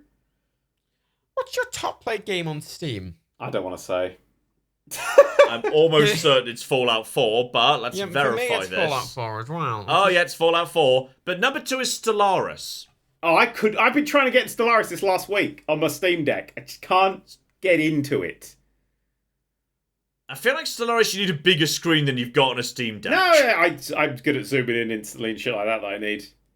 Mm-hmm. I just can't. It's a game you've got to be able to tell yourself a story, and you've got to be telling yourself the story of your own empire as you're going. Yeah. And the game leaves you the space to do that. Oh, it's hang on, wait. Let me just make sure this is yeah, it's Steam VR with 1,107 hours. Well, that doesn't count. What do you mean that doesn't count? Top game. That's not one game. That's an interface for lots of games. I know, but it does count the hours. It's Fallout 4. Right, yeah. Okay, so all of our top played games is Fallout 4. Well, that tells you everything we need to know. Brilliant. I mean, I did do a massive long series on it, and I think... Same. Yeah, we all did. Several, in fact. Yeah, same. Well, there we go. But I think we would have played it even if we weren't doing videos of it. Yeah. We probably would have played it a lot if we weren't doing... Oh, we haven't said content. Overwatch 2 shit yet. Well, It don't need to, really. It's we self-explanatory, haven't isn't talked it? about loads of gaming news that's happened. I can't remember. No, because the reason Overwatch 2 is bad, of course, is that Liz Truss sunk the pound. In all And fairness, Overwatch- by the time we're done recording this, we could kind of go back to BBC News and discover Liz Truss has banned video games. Ah, no. That'll be a shame. No, Nadine's out. You know, that's the one good thing. Nadine Dorris, she's gone. Fuck her. That's the one singular good Yeah, thing. but hasn't she just gone to the Lords, where she could also keep doing She stuff? died? Yeah, but she's not culture secretary. Oh, That's House at of least Lords. something. Oh, okay. Never mind. Hopefully we can just replace her with a llama soon. House of Llama, let's go. Yeah, we have got... Who is it now? It is... Jeffrey Dahmer? Some woman. Michelle Donnellan. Donnellan? No idea. I don't care. They won't be here long. Viva la Kiss Dahmer. No. What's your second most played game on Steam? Just told you, Stellaris. I was talking to Matt. But Oh, well. Yeah, fuck you, John, you piece of we got shit. your answer. Mine is loading. It's GA5. Mine's But that's because we did load. Mine's Factorio. I like Factorio. Well, because I wonder, right, because your GTA 5 wasn't on Steam. It is. I got 128 hours of GTA 5 on Steam. It's my 6th biggest. But wasn't your code was for Rockstar's version, wasn't it? I got a load of codes, mate. I play that game a lot. I did a my lot of third most videos played on game it. is Kerbal. Kerbal used to be Fallout cool. Then I'm into New GTA 5 and Vegas. Kerbal. Then I'm at New And Vegas. then New Vegas. Yeah, New Vegas is fourth for me. Try Then and Crusader guess. Kings 2. Crusader Kings 2, damn it, and Civ 6. Try and guess what my third most played game is. I give you 5 guesses each. If you don't get it, I get a prize. Just Cause 4? No. Just Cause 3. No. Just Cause 2? No. You've used Just 3 Cause of your 1. 10 guesses. No. 6 guesses remain. Mate, you've got to get Just Cause. It could be. We're going to feel really stupid if it's not. I just went for Just You Cause. did. That's why you've used 4. Just Yeah. Cause 5. No. Just Cause Blood Dragon. No. Far Cry 3. No. Far Cry 4. No. Far Cry 5. No. 1 guess left. Great. Watch Dogs 2. Oh, Not good Steam. choice. Why do you keep saying Ubisoft games? They only count on Uplay. No, I know. I realised that after I said this. No, you didn't get it. I'm not going to tell you what it is. Well, I can look. No, you can't. Mine's all locked down. Nobody Just can see look. it. Oh, it is. Yeah. And on those go that complete massive Tell us. blue No, tell balls. us. Good night, everybody. No, tell us. No. I'll tell you in the next exciting episode of fuck's PodCats sake. Ball Z.